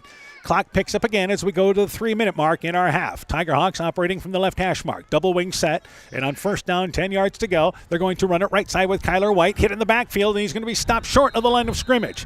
Getting back there, number 9, Tyler Gibson for Crestwood, fought his way through from the left side of that line, and it's going to be a loss of a yard at least. Second down, give him a loss of 2, 12 yards to go. Yeah, good pursuit that time by the Cadets, able to get him in the backfield and get him down cleanly. So a loss of 2 there on first down puts North Fayette Valley behind the sticks a little bit. So second down, 12 yards to go, puts them back there to the 29-yard line, and 2.5 and counting in a fast first half. So now you've got 2 receivers to the left, 2 to the right. They run a spread formation here on second down and 12. Hines fakes the handoff to throw the football, looking for Richter. Overshot. It is incomplete as the ball bounces at the 50-yard line. Looking just off the right hash mark at the 45-yard line for Richter. Had one-on-one coverage, which they like, but the pass overshot into that wind, and it's 3rd and 12. And those two are usually on the same page, and every pass pattern tonight has been just a little bit off, a little overthrown. Maybe that pattern not run quite as crisp as they wanted to, so they just haven't gotten on the same page and hooked up with the completion yet tonight, other than that touchdown. So 3rd and long, Crestwood, if you're looking at what they have here defensively, they have a couple of timeouts to use yet as well, should the Tiger Hawks be stopped on this 3rd down play. Trips to the right, a receiver to the left. That's Richter. He's in one-on-one coverage. And the snap back to Hines, looking that way, looking for Richter. But jump ball goes up, catches it, 50-yard line. Now, the Crestwood Cadets say he did not hang on to it. Our official brings it down and says he did. So on 3rd and 12, a 21-yard pass completion, one-on-one. Richter going up there in coverage. Well covered again there by Donlin. But Donlin just can't match up with that size. And it's a conversion on 3rd down. And what a great weapon to have when you need to throw the ball and get that first down, throw it up, let him go get it. And if you're Crestwood, you put 2 guys on that side, it's going to leave somebody else in one-on-one coverage, but at a certain point, you got to do and something. Soto was just late getting over there. First down, 10 yards to go, and they're going to run it up the middle on a fullback dive. And so again, they run out of that heavy formation. White is at tailback. We'll try to see exactly who got the carry there. It is number 13 running the football in Brody Schaefer. Schaefer is a sophomore, 5'7", 145 pounds. That is his 7th carry of the season. Yeah, just not a lot of room for him, but able to squeak out a couple of yards. So second down, 8 yards to go, inside 2 minutes here in our first half. Tiger Hawks just inside Crestwood territory. They operate from just off the left side hash mark. Second down, 8 yards to go. Grove moves out as a receiver, actually Schroyer as a receiver to the right side. Second down, 8 yards to go. German in motion. They fake the handoff, and they looked right side for Riester. Overshot off his hands, just off the numbers at the 40-yard line. It is incomplete. It'll be third down and 8. Again, he rolled to that left side, in on the coverage for Crestwood. Number 22 there defensively in Mosier, and it's third down and 8 yards to go once again here for the Tiger Hawks. Yeah, Tiger Hawks again behind the sticks here, third and long at midfield going into the wind. So some of those passes probably not quite as crisp with that wind catching them, but able to go off the hands of Riester there. Sure would like that one back, try to pull that in. All right, we have another score to pass along. Starmont and Maquoketa Valley are at the half, and it is 28-6. Maquoketa Valley in the lead, a Starmont team that's been dealing with some injuries, but Maquoketa Valley on their way to finishing undefeated in the district. Third down, 8 yards to go, and now it is North Fayette Valley taking a timeout with 1:32 to go here, a little unsure on this third down play. So we'll take a break with 92 seconds left in the half. Tiger Hawks looking at a big third down, leading 13-0. Timeout on the field. People's State Bank is a locally owned and managed bank with convenient locations in southwest Wisconsin and northeast Iowa. If you're looking for a place where you're more than just a number, but still have access to convenient technology and low fees, People's State Bank is it. As a community bank, they're proud to support many of the local charities, county fairs, community events, and more. When you become a part of People's State Bank, you can be confident that you're standing with a good cause. People's State Bank, member FDIC. Scooter's Coffee in Manchester offers a variety of coffees, smoothies, blenders, and breakfast food products served all day long. Scooter's Coffee offers fast and friendly service, too. In a hurry? Use the Scooter's Coffee app to order, pay, and earn rewards. Simply stop at the drive-thru window and pick up your order. Scooter's Coffee is open Monday through Saturday, 5:30 a.m. till 8 p.m. and Sunday, 6 a.m. till 8 p.m. We look forward to seeing you at Scooter's Coffee in Manchester. So third down, 8 yards to go for North Fayette Valley. Earlier, they completed a third down pass to Riester on a 3rd and 12. And they take their second time out here. Still one timeout to work with, leading 14-0. Tiger Hawks scored on their opening drive. They have a block punt that was returned for a touchdown. So third down, 8 yards to go. 2 receivers to the right. German is in the slot on the right side. And they have offset backs into backfield. Third down, 8 yards to go. Hines to throw the football. Slant play looking for Riester. Catches it. First down, middle of the field inside the 40-yard line. Got him one-on-one, but this time they run him towards the middle of the field. Tackled by Donlin, but they convert again on 3rd and long. Yeah, 12-yard gain there, and another nice catch by Riester there to get the first down. So first down, 10 yards to go. Keep an eye on the clock. It resets. Again, in high school, after every first down, the clock resets, and they hold it till we get everything moved with the chains. So first down, 10 yards to go. We're down to 110. And again, to throw the football, Hines. Right side bubble screen, caught by German. German inside the 30-yard line. Bounces outside. He's down the near sideline. 20, down to the 15-yard line, and pushed out of bounds there. Samili was able to push him out of bounds on the near side, but a 21-yard pickup on the screenplay, the bubble screen on the right side. Yeah, that was just a well-designed play because he came in from the outside. Great blocking by the receivers out there and great blocking by the guys inside. The other thing, getting out of bounds, so a minute to go here as the clock is stopped. So the Tiger Hawks manufacturing an impressive final 4-minute drive of this half. And remember, they get the ball to start the second half. So first down, 10 yards to go at the 12-yard line. They operate from the right hash mark. German at a halfback spot. No wide receiver lined up here. They're going to run it with Ashleman. Right back in the ball game. How about that? Inside the 10-yard line, down to the 9-yard line. And it's second down and 7 yards to go. So this is great news, seeing Ashleman back on the field. Yeah, nice carry there. And you can see the Tiger Hawks now going, hurry up. No huddle. They're right back at the line. They're going to try to save some clock here. 40 seconds to go. Second down, 6 yards to go. They're at the 8-yard line. Hines to throw the football. Looking left. He's looking for Riester. Now Flush throws it up for grabs. One-on-one. Riester able to knock the receiver out of the way. The defender out of the way. Catches it. Touchdown. Got it. Nice little bump there by Riester to get free. Donlin took a step forward. That allowed Riester to make the play. His third huge catch on this drive. And it's 20-0 as the Tiger Hawks score 33 seconds left in the half. And that's going to go down as an 8-yard catch for a touchdown. But, man, he did a great job coming back to the ball, getting around the defender there to make that catch over the top. Did you see that little nudge there? And that has to do with an experienced receiver there to get himself free and use that size. German to hold. Ashleman's kick. He's fine. Kick is up. High enough, long enough. Put it on the board. 33 seconds left in the half. North Fayette Valley 21. Crestwood nothing. Let's take this time out. It's back to school time and the fall sports season is underway. Hi, this is Dr. Jessica Wilkie from Family Dentistry Associates of Monona, and I am excited to announce the addition of Dr. Chase Bruner and Dr. Daphne Hafler to our team. Dr. Bruner, Dr. Hafler, Dr. Foey, and myself are welcoming new patients as we cheer on all our area student athletes this fall. We look forward to seeing you at your next dental appointment. Family Dentistry of Monona, where health-changing smiles are created. Brought to you by locally owned and operated NEAT, proudly providing high-quality internet, television, and telephone services at the speed of light to businesses and homes in Northeast Iowa. NEAT also provides computer and network services as well as business phone system sales and service. For more information, visit NEITEL.com or call 877-638-2122. NEAT, connecting you now. Hines hooking up with Reister on an 8-yard touchdown pass.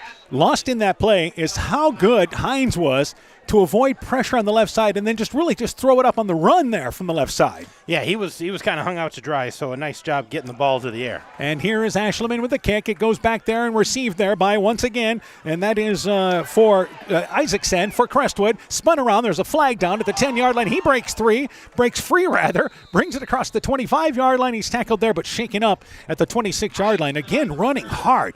One thing about these cadet guys with the ball, they're certainly working hard, and they bring it to the 26-yard line. He may just taken a shot there to the midsection. Well, the ball squirted by him once again. That was number 2 again. Isaacson receiving the ball, and the ball squirted away from him. And we've got a flag, and I think this may have been a face mask. It's hard to see where that was, but it's also in the vicinity of a block in the back. So we're going to see how they sort this out. But he tried to squirt through that, and I think he took a shot at the end of that. That's what popped the ball out. Tried to get up there, but again, they were able to get out to him at the near side at the 25-yard line to check on Isaacson. Again, they're playing without Voina, their second leading rusher. He left with an injury earlier in the later part of the first quarter. Meanwhile, Crestwood, you could tell that they knew the penalty was against them as they backed things up right away. Their offensive line came up to the set. One thing about Crestwood is they only have 3 kids that play both ways. So, again, you've got different offensive and defensive guys out there for the most part. Yeah, they've got a different crew out there for the offense, the defense. They've got fresh legs on special teams, and this is good to see Isaacson up on his feet. Got a coach with a arm around the shoulder there, and Isaacson able to walk over to the sideline area. Just took a hit there, but the penalty moves it back, blocking the back to the 9-yard line. Crestwood has 22.7 seconds to work with. They have 2 timeouts here, but this is a situation where you run it on first down, and you hope to get a big play, and you may even want to think about taking a knee to get to the half. Yeah, you just don't want to give up the ball here, but see what you can get on this first down play. But you want to make sure nothing disastrous happens in this part of the field. All right, now, by the way, we have in at quarterback, number 12, and that is Alex Loden, who has thrown 10 passes this year. Loden is in at quarterback on first down, 10 yards to go, and they're going to run it with Skoda now, the tailback. Skoda hit in the backfield at the 8-yard line. He'll be dropped right there. Bohm in that area, but I believe the first Tiger Hawk back through there was Kleppe again, who's just been a wrecking ball up front. Yeah, and they're going to go down for a loss of a little bit here, so I don't think Crestwood, they're not going to have to snap it again. So at the half, it is North Fayette Valley 21 and Crestwood nothing here at the break. Crestwood's had 2 drives inside North Fayette Valley territory. One stopped on downs, the other one ended on a fumble. And it is the Tiger Hawks with also a big play from special teams leading by 3 scores at the break. When we return, we'll get you caught up to date on scores from across the area, first half stats, and more. And also, of course, coming up next, our halftime guest, North Fayette Valley cross-country coach John Cullen, when our halftime show gets underway after this. Northern Country Co-op and Viafield are now Nexus Cooperative, your full-service ag partner supplying all your agronomy, energy, feed, grain, and lumber needs. Our highly knowledgeable and experienced team utilizes the latest technology in feed manufacturing, agronomy services, precision ag, plant and animal nutrition, energy products, and grain marketing to keep our customers ahead of the rest. Stop in today at any of our 26 locations across northern Iowa and southern Minnesota, or visit us online at nexus.coop. Come join the team at T&T Power Sports in Elkader. We're looking for a part-time or full-time detail person. The ideal candidate must have a driver's license, be self-motivated, and willing to work some Saturdays. Your duties will include cleaning units, assisting sales, service, and parts, along with keeping our showroom units clean. Stop into T&T Power Sports on Highway 13 in Elkader to fill out an application, or call 563-245-1100 to find out more information. That's 563-245-1100. Stronger, farther, faster. It all starts with good nutrition.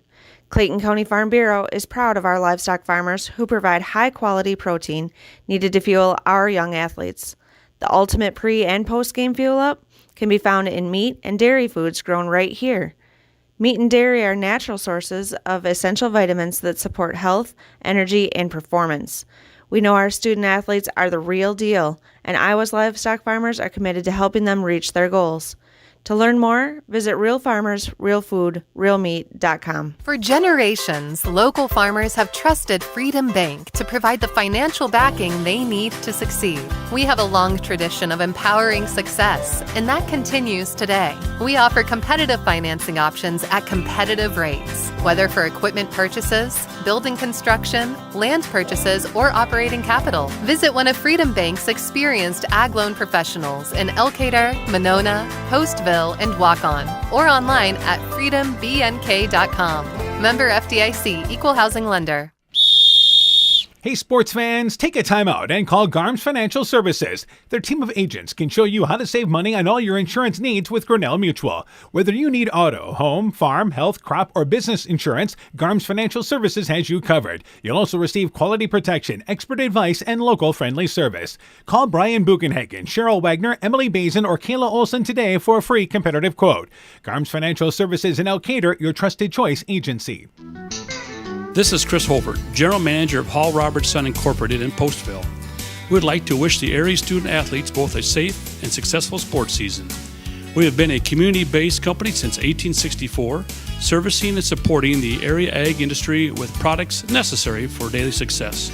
We look forward to continuing to serve and support both the ag industry and high school athletes in our surrounding communities. Thank you and good luck from the families at Hall Roberts Son. North Fayette Valley Football is brought to you in part by Adverse Weather Insurance, Jim Furman of Volga, your independent crop insurance agent, Norby's Farm Fleet in Northeast Iowa, Elkader Chiropractic Center, Dr. Jamie Hammersland, Bacon Concrete in Postville, Fisk Farm and Home in Monona, Cresco, and Decorah, Billowina Savings Bank, member FDIC, and by Rivals Inc., custom gear, screen printing, embroidery, and online shopping at rivalsinc.com. You're listening to high school football on KCTN, Garnavillo, Elkader, Iowa. Our halftime guests tonight were joined by North Fayette Valley girls and boys cross country coach John Cullen. Coach, the Upper Iowa Conference meet was held last night in Elkader. First off, how'd things go for the girls? The girls got third as a team overall. They were 5 points behind MFL, which they just got ranked. So we'll see them on Thursday in Oldwine. So gave us something to start training for the next week. All right, let's talk about some of the top individuals for you. We had Annie Murray get second last night. She raced a really smart race, and she took down the girl that was ahead of her right at the finish line there and took second as a freshman. She's running great. Some of the other kids that contributed. So Lexi McGowan is right there with her. She's kind of setting the pace for the team at the beginning, and she ended up placing in that top 15 as well as Braylon Meyer, our senior, who's kind of been a stud for us for the last 4 years. So she's going to finish strong for us on Thursday, kind of leading that whole team out and some young ones behind them. All right, and who else kind of makes up the girls' varsity? We have, with that, we have Kendall Elliott and Clara Bilden. And then we got some competition for our 6th and 7th spot there. So we'll have to see who's going to take that, who's working for that for next Thursday. All right, let's talk about on the boys' side, how things go for the Tiger Hawk runners on the boys' side. Well, the boys, they did not have their best night. There was no PRs or season best last night, but they ran a good race, and they found themselves competitive in a lot of ways. They ended up getting third as well behind Southwind and Central. So if anything, it was a good eye-opener for what they need to bring for Thursday in Oldwine. All right, let's talk a little bit about some of the individuals. So we have Robert Huck and Gabe Stansberry at the front there. Gabe is a junior and Robert Huck is a sophomore, and they both run really well together. And Robert tends to really be aggressive and really competitive out there, and Gabe stays really consistent, so the two kind of balance each other well. And then for right behind them, we have senior Zach McClellan, and we have Elmer Trinidad, who Elmer's new to the sport this year, and he's really making an impact at the varsity level. And then those remaining spots at the back, we have Brody Grove and Peyton Elliott. Peyton Elliott's just back from an injury that he got at the beginning of the season, so we're looking to see him have a great night on Thursday as well, kind of reclaim some of that stuff, all that time he lost being hurt. So, all right, let's talk about the state qualifying meet, which begins, of course, on Thursday. You mentioned you're headed to Olwine. Give us kind of a preview there. Well, it's a stacked meet. There's 4 to 5 ranked teams for both boys and girls there. Top 3 teams go, so it's going to be a tough meet, but Olwine's a fast course. It's a great course, and statistically, our team runs great there. We have some of our best times there, so if anything is going to happen in our favor, it's going to happen there, so we'll keep training for that. All right, as far as what do you want to see happen for North Fayette Valley, where do you guys kind of look at things next Thursday? Well, we strategize throughout the year different things, but when it comes down to the state meet, it's kind of taking the strategies and figuring out which one they like the most and which one's going to get them to go the fastest. And when it comes to it, it's going to be places. So looking for individual qualifiers to fight for their own spot, and hopefully if enough do that, the team can make it. All right, Coach. Good luck to you guys, of course, next Thursday, and thanks for joining us here at the half. Absolutely. Thank you. Once again, North Fayette Valley girls and boys cross country coach John Cullen, our halftime guest. When I started out in the car business, my dad gave me some good advice. Hi, it's Forrest Brown with the Brown's family of dealerships. What my dad told me is when you sell someone their first car, you need a good sales department. But if you expect to sell them their second, third, and fourth car, you better have a great service department. Visit any one of the Brown's family of dealerships in Guttenberg, Elkader, West Branch, or Victory Ford in Dyersville and find out why Brown's is your hometown dealer, no matter where your hometown may be. Top Gun Customs knows you can fill the deer tag well out of season. If you've tagged that prize buck, pull up to the stoplight at Top Gun in Garnavillo. That's it. Bob and his technicians have been repairing vehicles for over 45 years. We write the estimates, take the photos, and deal with the insurance company for you to ensure your vehicle is repaired quickly and, most importantly, safely. We also have free loaners or rental vehicles. Call Bob or Nancy at Top Gun to schedule your repair today. 563-964-9899. The Woodland Eye Clinic in Elkader and West Union are proud sponsors of high school sports. We are committed to bringing our patients the highest level of total eye care with detailed one-on-one attention. Our offices offer the newest technology and equipment with a professional team of experienced staff that is committed to you. Call us today for your next total eye care appointment. The Woodland Eye Clinic in Elkader and West Union supports all of our local athletes taking the field or court this season. Hi, this is Tara Fink, psychiatric mental health nurse practitioner. Helping people bottom line is the biggest reason I chose a career in mental health. During my own struggles, it was difficult to find good support in this area. Therefore, I vowed to come back home to help meet the great need for mental health care in Northeast Iowa. I'm available for consultations at both the Walk-On and Postville Clinic locations, offering assessment, diagnosis, and medication management for all mental illnesses. Exceptional caring people, Veterans Memorial. Inspiring changes to a happier, healthier you is what they do at Clayton Drug, now offering free delivery of prescriptions to the Monona area. To find out more, call 563-245-2530. Clayton Drug can help you transfer your prescriptions quickly and easily to their pharmacy. Clayton Drug is committed to helping you achieve the highest quality of life possible. Clayton Drug, connecting the communities of Elkader, Strawberry Point, and Sumner to serve all in between. Hi, this is Cody from Torkelson Motors in Elgin and Walk-On. At Torkelson Motors, we believe that student involvement in activities is a great way to help grow our communities, and we are proud to help sponsor this game for your enjoyment. We've been serving Northeast Iowa since 1926 and appreciate the business that our customers have given us and the support they provide to our area schools and communities. So the next time you are in need of a new or used vehicle or a repair, stop into Torkelson Motors. We've been selling cars the old-fashioned way with a friendly smile and a handshake right here next door in Elgin and Walk-On. North Fayette Valley Football is brought to you in part by Adverse Weather Insurance, Jim Furman of Volga, your independent crop insurance agent, Norby's Farm Fleet in Northeast Iowa, Elkader Chiropractic Center, Dr. Jamie Hammersland, Bacon Concrete in Postville, Fisk Farm and Home in Monona, Cresco, and Decorah, the Lowena Savings Bank, member FDIC, and by Rivals Inc., custom gear, screen printing, embroidery, and online shopping at rivalsinc.com. You're listening to high school football on KCTN, Garnavillo, Elkader, Iowa. At the half, it is North Fayette Valley leading right now 21-0 over Crestwood. Let's update you on scores across the area. At the end of the third quarter, it is Clayton Ridge leading North Cedar 49-0 at the end of 3. At the half, Maquoketa Valley leads Starmont 28-6. Also at the half, East Buchanan leading Postville 30-8. At the half in Monona, it is once again MFL Marmac leading Central Springs 28-0. Edco leads Keyhigh at the half 35-0. And at the end of 1, we expect to give you another update in just a bit, but Central leads West Central by a score of 6-0. For North Fayette Valley, Cale Reister has 2 touchdown receptions in this ball game. They also have a punt block by Jackson Lundgren, which led to an Ashleman 25-yard scoop and score. Ashleman 3 for 3 on PATs. They lead 21-0. We turn things over to Coach Hammond. Let's go through the first half stats. First off for the Tiger Hawks. We'll start in the air. Declan Hines is 6 for 9, 90 yards. Those 2 touchdowns. His number 1 receiver was Cale Reister. 4 catches, 66 yards, a 25-yard touchdown, and an 8-yard touchdown.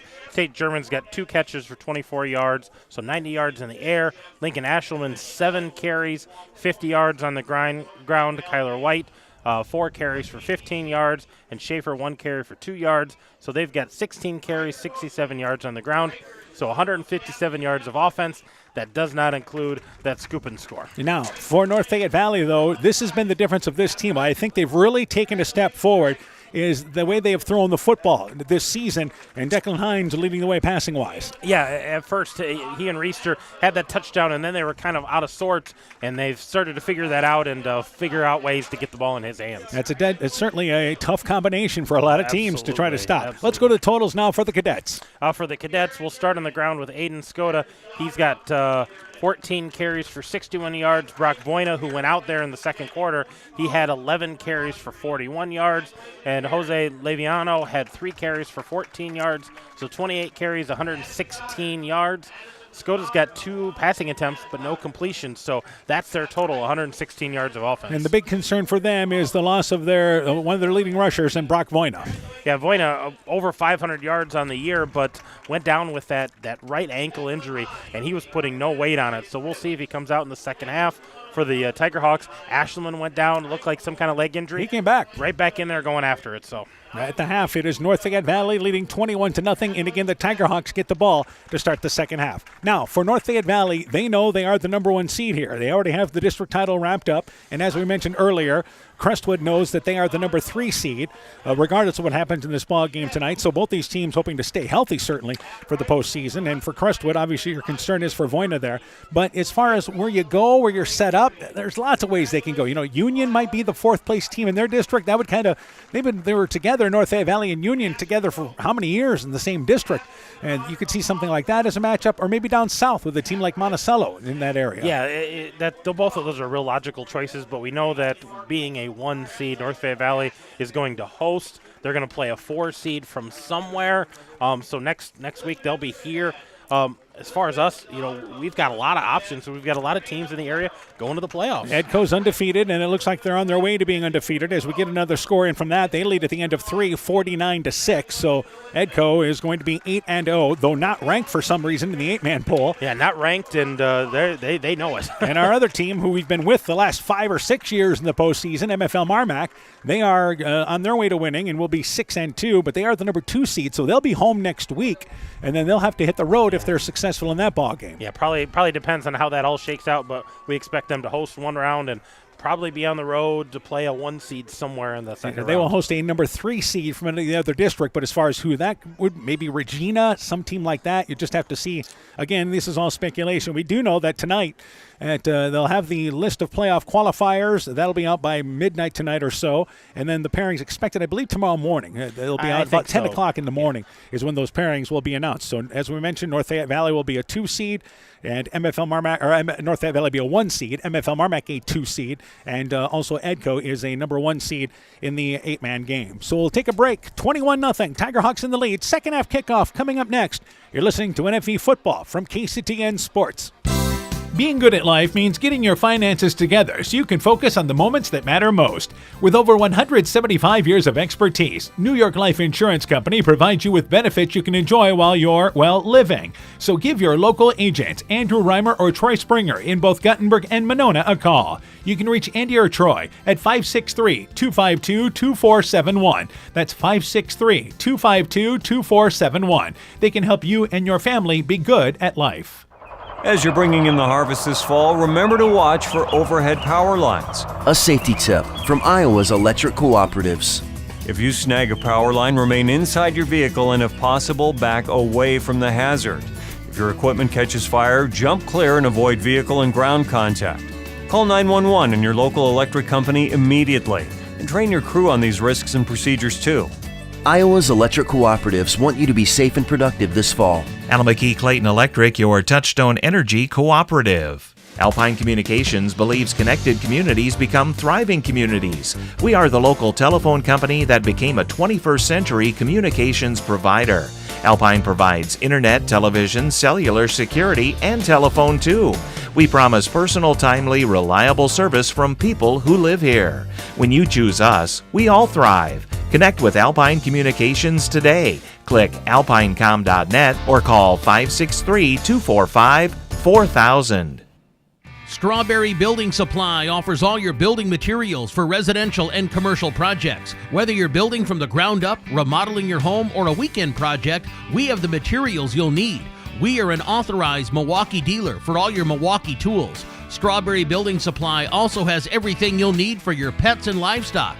Stop into Strawberry Building Supply today at 413 West Mission Street, Strawberry Point, or call 563-933-4579. Elkader Tax and Bookkeeping are proud supporters of all of our local high school sports teams. We want to wish everyone the best of luck on their season. We are here for all your tax, payroll, and bookkeeping needs. Give us a call at 563-245-2154. Again, that number is 563-245-2154. Thank you from Kurt and Ann at Elkader Tax and Bookkeeping, located in downtown Elkader. Welcome back to West Union at the half. North Fayette Valley leading Crestwood 21-0, just a little over a minute away from the start of the second half. Tigerhawks received the ball to start this second half. Yeah, that's going to be huge. They got that late score in the second quarter, not giving much time back to Crestwood. They just kind of had to run the clock out, and now they're going to get the second half to kickoff. Look to put another score on the board, kind of put this thing away. All right, and that's what the goal is. Your starter's probably going to play the opening drive here. Get another score, though. It may change your thinking. Then it's about staying healthy.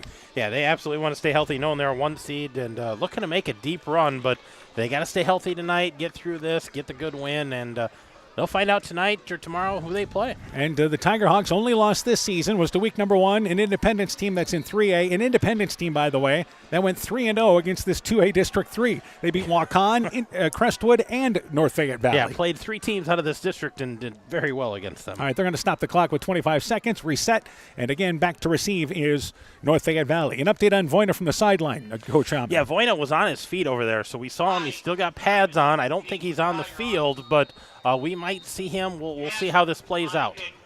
So to launch it away to start this second half will be Casper. That's Ethan Casper from the 40-yard line back to receive. You have White deep and also back there as well for North Fayette Valley. And we'll get a look at that. It is actually number 12 back there, and that is German. Mason Hines. And they bring it left side. The German actually picked it up from the right hash mark, brings it left side, across the 20-yard line, gets out near the 25-yard line. Not a bad return. First down, 10 yards to go. Tate German with the return, and 1st and 10 for the Tigerhawks as we begin the second half here on a beautiful fall night from West Union. Yeah, we've got a full moon. We've got harvest in full force. And we haven't had rain in a long time. Our wind has switched directions a little bit, now more left to right. So North Fayette Valley had to go into the wind in the second quarter, but now more of a crosswind. Either way, first down, 10 yards to go from their own 27-yard line is where the spot is. And they operate from the left hash mark without a receiver this time. Double wing set. And on first down, 10 yards to go. Hines with them under center. They run up the middle. Ashleman across the 30-yard line. Solid 5 yards up the middle. Second down, 5 yards to go, as they have had great success on first down running the football tonight. Yeah, picked right up where they left off in that first half, pounding away, running the ball. Another 5-yard gain for Ashleman. He's had a nice night. Simile, one of the leading tacklers for Crestwood, made that stop. Again, he has over 34 total tackles this year. He's senior for them. So second down, 5 yards to go. Winning play on first down. Operate again. Power formation here. Now 3 in the backfield. And on second down, 5 yards to go. Hines is going to run it. Left side, it is German. German brings it across the 30-yard line. First down as he's across the 35-yard line. Gets outside the far numbers there, and he's pushed out of bounds close to the 40-yard line. Give him across the 40-yard line to the 42-yard line. Yeah, about an 8-yard, 9-yard gain that time. Yeah, give him 9 on that. They mark it at the 41-yard line. But Tate German, again, you start to add in another guy that runs out of that big formation.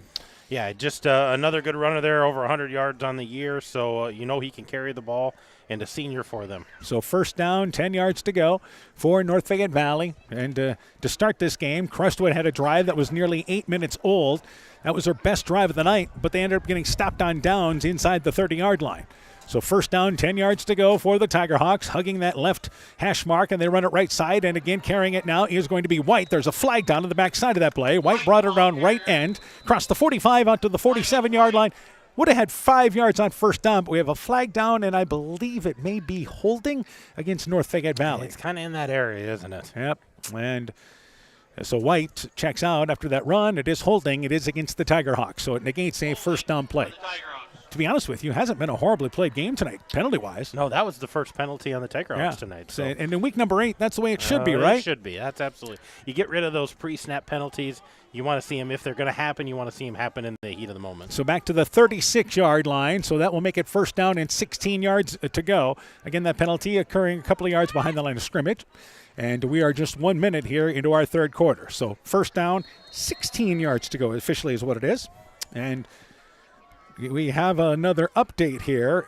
This is actually now at the end of 3. East Buchanan leads Postville 36-8. Meanwhile, they run the football again, and it is German. It's the same play they ran earlier for 10 yards. Better defense right here by Crestwood off the right side of their line. German gets out to about the 40-yard line, just short of that. Give him 4 yards on first down.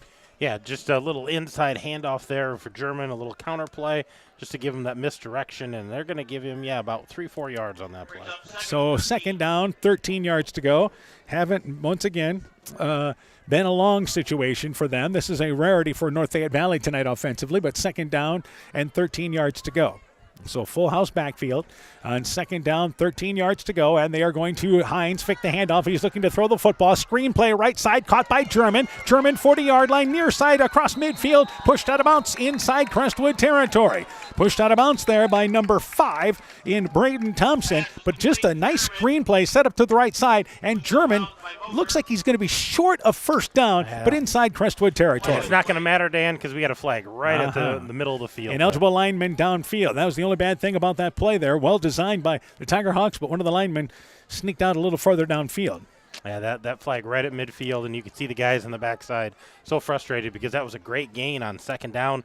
Going to have them third and short, and it's going to come back. They're going to have to replay this. Well, what was funny is German was actually almost ahead of where the blockers were set up. Yeah.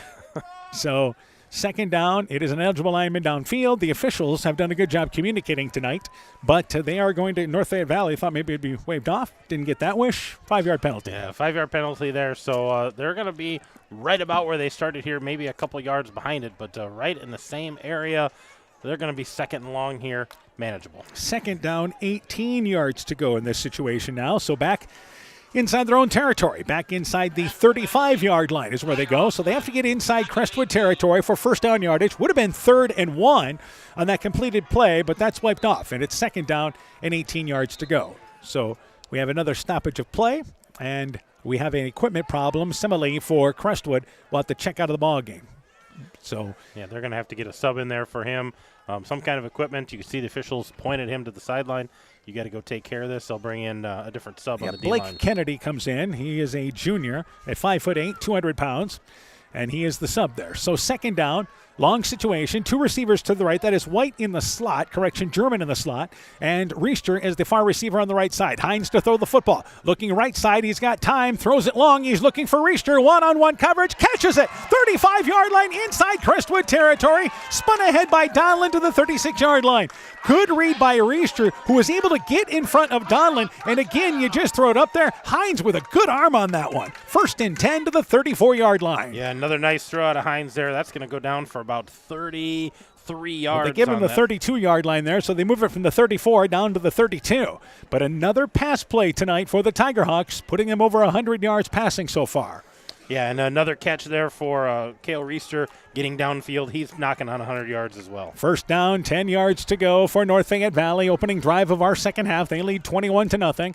Operating from the left hash mark. They run it left side with German. German, couple of yards. 30-yard line, stood up there. He'll pick up 2. Second down, 8 yards to go. What they do is they line up in a T formation, use those 2 backs in the inside there to block, and German runs behind them. Give him 3. Second down, 7 yards to go. Yeah, just doing a nice job there, giving him a different look, kind of that cross pattern, able to hand it off to either one, giving it to German, following those blockers, and getting himself a couple of yards there. So down to the 30-yard line, and the opening drive of our second half here for the Tigerhawks. We do have another score at the half. Central leads 34-0 over West Central. At the end of 3, MFL Marmac still leads Central Springs 28-0. Second down, 8 yards to go. It's a halfback option pass. German throwing it for Riester. Catches it at the 5. Goes in for the score as he reaches over that 6'8" frame. Touchdown, got it. It's a 30-yard halfback option pass. Riester has his 3rd touchdown reception. They now lead 27-0. And that's great stat for Tate German there with the halfback pass. 1 for 1, 30 yards on a touchdown. But again, 3rd touchdown tonight for Cale Riester. And unfortunately, Dan, this thing's coming back. Oh, would have been a great touchdown catch. A great play call by the Tigerhawks. Holding is the call, though. That's going to negate that touchdown pass. 30 yards is what it would have been. Yeah, that would have been a 30-yard touchdown pass. It would have been Riester's 3rd of the night, but all for nothing. It's coming back on a hold. So after a nice reception there by Riester, again, one-on-one coverage, he was able to catch it, but again, stretching out near the goal line for the touchdown. But all for naught. It'll push it back near the 40-yard line, and they'll have to overcome their 2nd penalty on this drive. Oh, yeah, we talked about how clean they've been playing. This is their 3rd penalty on this drive alone. Our first final of the night, Clayton Ridge defeats North Cedar. Final score there, 49-0. The final score there. So Clayton Ridge closes their season with their 2nd win. They are not playing a week number 9 ball game. May have some JV action next week, but the varsity is done for the season, and they finish on an upbeat note. 2 receivers to the right, 2 to the left. Riester is spread out as a receiver to that far left side. And to throw the football is Hines. Hines has time over the middle. Ashleman overshot. It's intercepted. It's intercepted on the deflection by Thompson, and he's brought down to the 38-yard line. And here's a late shove by a cadet who pushed down Ashleman. And now we're going to have a 15-yard penalty that's likely going to put the cadets back. Yeah, I think that's going to go against Crestwood there and that frustration shove, but that pick right across the middle, well read there by the defensive back. You needed the play as the ball was deflected there by Ashleman. It was thrown a bit high and deflected into the hands of Thompson. But the officials talking things over there, and maybe we just saw the second incident there, but this looks to me like Crestwood, after needing the break they've got, is going to go inside their 20-yard line, actually 25-yard line after that play. Well, and the officials are talking this over, and you can kind of see North Fayette Valley pleading their case, but we've got 3 flags down on the ground. Have we had lengthy discussions on nearly every penalty tonight? Every penalty. They've had complete discussions. The good news is that they're making sure we know what we're doing here or what happened, but it's always talked about here. And they continue to have that conversation. And this is about, again, did we see the second one? Did we see the first one? Riester having a conversation, meanwhile, with another official. And I'm not for sure what that's about. But after the play is over, we have personal foul is what the umpire announces against North Fayette Valley and against Crestwood. All right, so we saw the second shove. And that's what they talked it over. They wave it off. Yep. And Crestwood gets the better field position after the penalty's offset. Yep, so they're going to have that nice field position on the turnover, and a positive for the cadets. North Fayette Valley defense got to go out there and do it again, try to get this ball back, try to get them 3-0. But the second shove was clear and obvious. There was no doubt about that. But that's for sure. That's why our officials, because that side judge is the one who saw the first shove, I believe, So at the 33-yard line is where Crestwood takes over. But again, the Cadets down 21-0, needing some sort of a break, just got it. Yeah, they did. They've got the ball back, but they got to be able to do something with it. So first down, 10 yards to go. Voyna is not in the ball game to start the second half. They run it right side, and carrying the football once again there is number 18, and that is Levano. And Levano brings it right side to the 35-yard line. 36-yard line, picks up 3, closer to 4. Second down, 6 yards to go. Inside 8 minutes left in our third quarter. Yeah, just a few yards there, but he's been running hard since he's taken over for Voyna. We didn't know if we'd see him. Voyna is on the sideline, but we haven't seen him in the game yet. Well, the one thing that Levano has done is certainly gotten positive yardage running the football tonight. Hasn't been stopped for a loss yet, I don't believe. No, he has not. Receiver split left and right. Second down, 6 yards to go. And Skoda waits the snap, gets it, and hands it off again. Levano right end, trying to get to the corner. 40-yard line, he does. Cuts back, he steps out of bounds. As at the 40-yard line, here comes a flag in front of the Crestwood sideline. Levano stepped back after he got to the 40-yard line trying to break free. He actually got knocked back and stepped out of bounds, so it only would have been a gain of about 2 yards. But it happened right on the Crestwood sideline, and we're going to have a late hit against the Tigerhawks on that far sideline. Yeah, he kind of stepped back, was going to kind of reverse course, and knew he didn't have anything, so stepped forward, stepped out of bounds, and we had a late Tigerhawk diving onto the pile. I think that's the one that they caught. Yep, and they were thinking maybe they continued out of bounds there, but that will put Crestwood inside North Fayette Valley territory now to the 45-yard line. So instead of third down in about 5, it's going to be 1st and 10, and Crestwood inside the Tigerhawk territory at the 45-yard line. So, and you hate to see this as you get late in the game, start getting chippy, start talking, and you just want them to continue to play good football. We had 2 flags on the interception. We had 2 flags in the North Fayette Valley drive and a flag here. So after a well-played first half, we spoke too soon. First down, 10 yards to go for the Cadets. Down 21-0 from the right hash mark. Skoda gets the handoff. He's going to run it right side, but hit in the backfield. And he's maybe getting to the line of scrimmage, and that's it. I believe Reister's on the bottom of that pile. Lundgren there as well. It's a loss. Well, they give him the line of scrimmage maybe. Second down, 10 yards to go. Yeah, he had a full head of steam, and he stopped right on that line of scrimmage, and there was no forward progress. There was no falling forward. That was good tackling by the Tigerhawks. Yeah, maybe a loss of just inches on that play, but still, second down, 10 yards to go. Reister, as a right end, was able to shoot through on that side, and Skoda just couldn't get going. And obviously, when you have a kid like Skoda, who's so good at powering, keeps the legs churning, that time he didn't get a chance to get the legs going. So second down, 10 yards to go. They'll send a receiver in motion from left to right, Skoda, and it's a pass that is blocked. It's going to be a pass there, I believe. He threw it forward. The ball is incomplete. North Fayette Valley has the football, but this play should be blown dead. Should be blown dead. This should be gone down as an incomplete pass. This is a pass. Now, North Fayette Valley's coming out here, and Crestwood's making that point there, but the ball was forward pitched there. And what the official is saying here is the ball was handed off in that play and not thrown forward there. But it looked to me like he was trying to pitch it ahead to Luke Dertina, and it is going to be North Fayette Valley's football here. So the Tigerhawks will take it. Yeah, that looked entirely to me like that was a forward pass and should have probably gone down at that, but officials say nope, he was handing it, and it got knocked out of the hands, and that's what made it go loose, not the pass. But it did look like he flipped it out of his hands forward, which would indicate a pass, no matter how it looked. Yeah. So first down, 10 yards to go. And you can see the Crestwood sideline adamant about that play. Yeah, they're talking about this is designed inside pass. Second turnover forced, as it turns out, by the Tigerhawks. They run it left side, White around left end, stays off that left hash mark inside the 45-yard line down to the 43-yard line, picks up 3 yards on that play. Second down, 7 yards to go. But either way, the Tigerhawks here, after turning it over, able to get the ball back here in great field position. Yeah, they're starting in Crestwood territory. They would like nothing more than another touchdown to kind of put this away and make this a difficult road for the Cadets. We're halfway through the third quarter, approaching that. 21-0, Tigerhawks in the lead.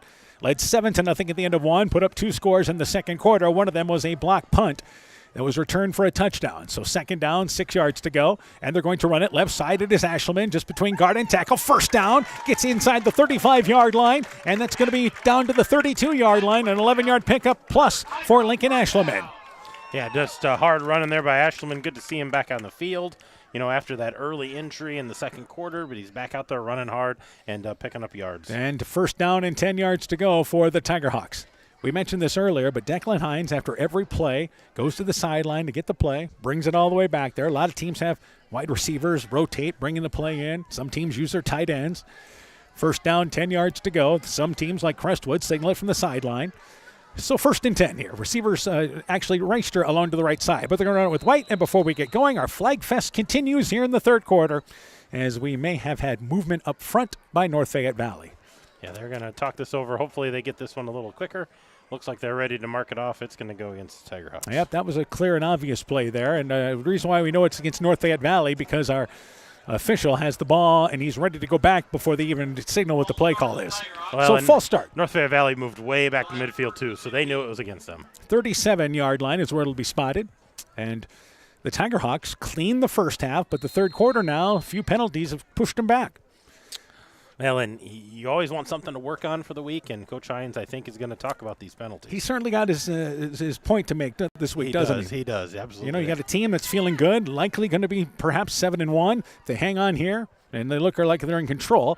Left side to Ashleman, hit in the backfield, cannot spin free. He somehow does, but his knee is down at the 40-yard line. He was hit off the right side for, once again, Crestwood, and making the play there, I believe, for them was number 51, and that was Anand Skoda, who made the play in the backfield outside the 40-yard line, a loss of 4 yards on that play. Now, Ashleman able to get away, but the knee had touched the ground. Yeah, he had gone down with the knee, thought maybe he had kept his balance and stayed off of the knee, but officials saw that right away, blew that dead.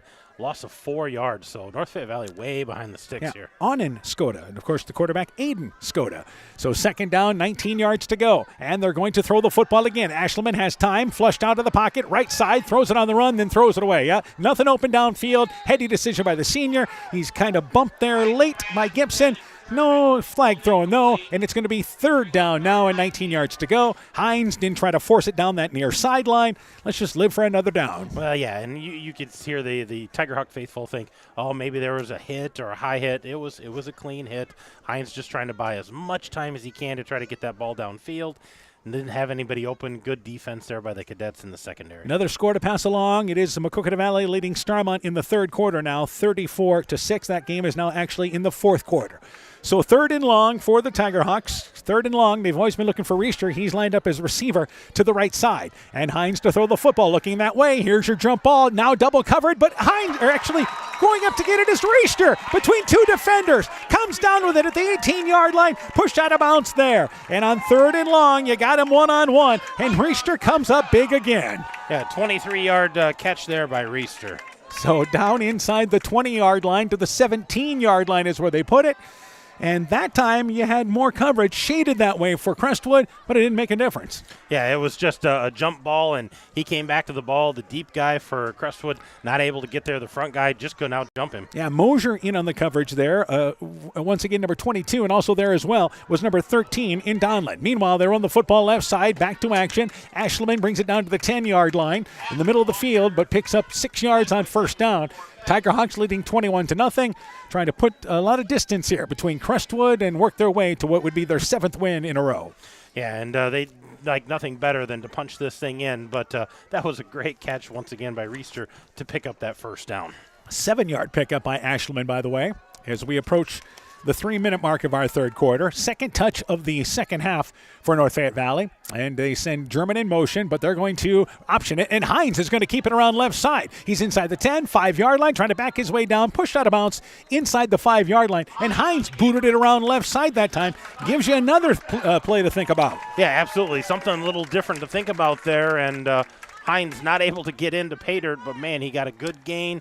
And now they've got 1st and goal. Now, Hines has rushed for 65 yards, but also remember, as a quarterback, loss of yards or sack or something like that comes off your total. But they push it down to the 2-yard line. So that's why Hines was trying to back his way back on the far sideline there. But stepped out of bounds at the 2-yard line. He was able to get a couple of yards backing his way down. So 1st and goal from the 2-yard line. German in motion, but they won the football with Ashleman left side. And Hines signals it's a touchdown, and it is. Ashleman plunges in from 2 yards out. And with 3:10 left in the third, NFV continues to roll, now leading 27-0. A 2-yard touchdown run by Ashleman.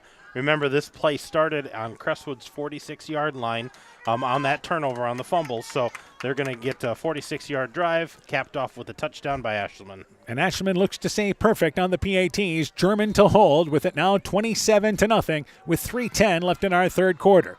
So German, there's the snap, there's the spot. The kick is up, high enough, certainly plenty long enough, and you can put it on the board. 3:10 left in the third. North Fayette Valley in control. They lead 28-0. You're listening to high school football from KCTN Sports. Hey, Justin Birdnow here from Birdnow Chevrolet in Monona. I want to take a moment to wish all the local athletes good luck during their game.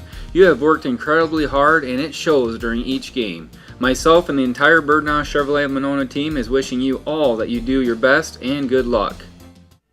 North Fayette Valley football is brought to you in part by Bank First in West Union, helping you save time and money. Member FDIC. West Union Motor Sales and Service. Nick's Excavating and Kane Construction in Farmersburg. T&K Cahoon, your Napa dealer in Monona. St. Olaf Ag Sales and Service. Growl Logs and Lumber in Elkader. Timber is a crop. Harvest wisely. Meyer Collision and Service Center in Guttenberg and Elkader. LTI & Sons Water Conditioning, your Connecticut dealer in Postville. And by Clayton County Recycling of Monona.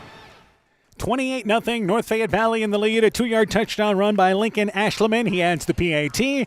Tiger Hawks, after turning the ball over, they were able to get the ball back on a turnover and then end up scoring there on the 2-yard run using that short field. So 28-0, North Fayette Valley in the lead. Ashleman to launch it away from the 40-yard line. And I guess this is what you would consider a comfortable lead in this game. Yep. You're going to get some subs in there. You're going to see some different names. And we'll do our best to pass along those names to you. Ashleman to launch it away. Back deep for... once again, the Cadets, number 22 back there in Mosier, as that ball is actually hit by the upback on the fly at the 30-yard line. It was a line drive kick. Nibelink was able to knock it down, and the ball goes out of bounds. He actually falls down on it before it goes out of bounds at the 25-yard line, and that's where they'll take over. Again, that wind's still a bit of an issue, though it's more of a crosswind right now. And Ashleman, who normally can boot him back, a lot of times in a touchback type situation, just line drive that one down the field. Well, and if you're the Cadets at this point, I don't think we're going to see Voina. I think they're going to try to keep him healthy maybe for next week. But I think Livano has been doing a nice job for him. I think we'll see some more of Skoda in that quarterback position. And now you see Skoda moving as a wing back to the left side, actually more into the slot with 2 receivers to the left, 2 to the right. And once again, they run the football with Livano, and he'll be stopped at the line of scrimmage. Tiger Hawks had a meeting in the center of the line there, and making the stop defensively, a host of Tiger Hawks, led there by number 55 in Ryan Griffith. And again, also there is one number 66, Cashin Rose there as well. So we are starting to see some other players stepping up for the Tiger Hawks up front. That was a great push by the line and able to meet that running back and take him for a loss of a yard. And once again in at quarterback, that play for Crestwood was Alex Loden. And he continues out there with Skoda. Same formation, 2 in the left, 2 to the right, and to throw the football. Loden left side, intercepted by Reister, and it's going to be a pick 6. Reister gets to the corner, right side, touchdown, got it. Reister has 2 receiving touchdowns, now a pick 6, and it's 28-0 as he slams the ball over the goal line. So yeah, that was just a great reach by him. Loden not realizing Reister's got that long reach, able to snag that and go right around. He did the same thing in last year's ball game, if you remember. He did. He's got that long wingspan and able to reach up. You know, linemen, they're trained to go knock that ball down, but with his good hands, able to snag that and then having the mindset to run that to the end zone. 3 offensive touchdowns, a special teams touchdown, and now a defensive touchdown. So German at the PAT. Tiger Hawks may have to burn a timeout here as they have a player late coming off or onto the field late, but they're able to get that 11th guy on the field. So here is German. The spot is down. Hines' kick. It's high enough, long enough, and you can put it. Oh, it's no good. He missed it to the left. We called that one before it was good. So the 35-point rule will not take effect, but it's still 34-0. North Fayette Valley in the lead. Let's take this timeout. Life's better when you're under our roof because our agents can help you choose insurance to help protect what matters most. Life insurance from American Family Life Insurance Company can help financially protect your loved ones by replacing a portion of your income if you were to pass away. That means your family could have the help they need to continue to pursue their dreams. Contact Julie Depke, agent at 205 South Main Street in Elkader today.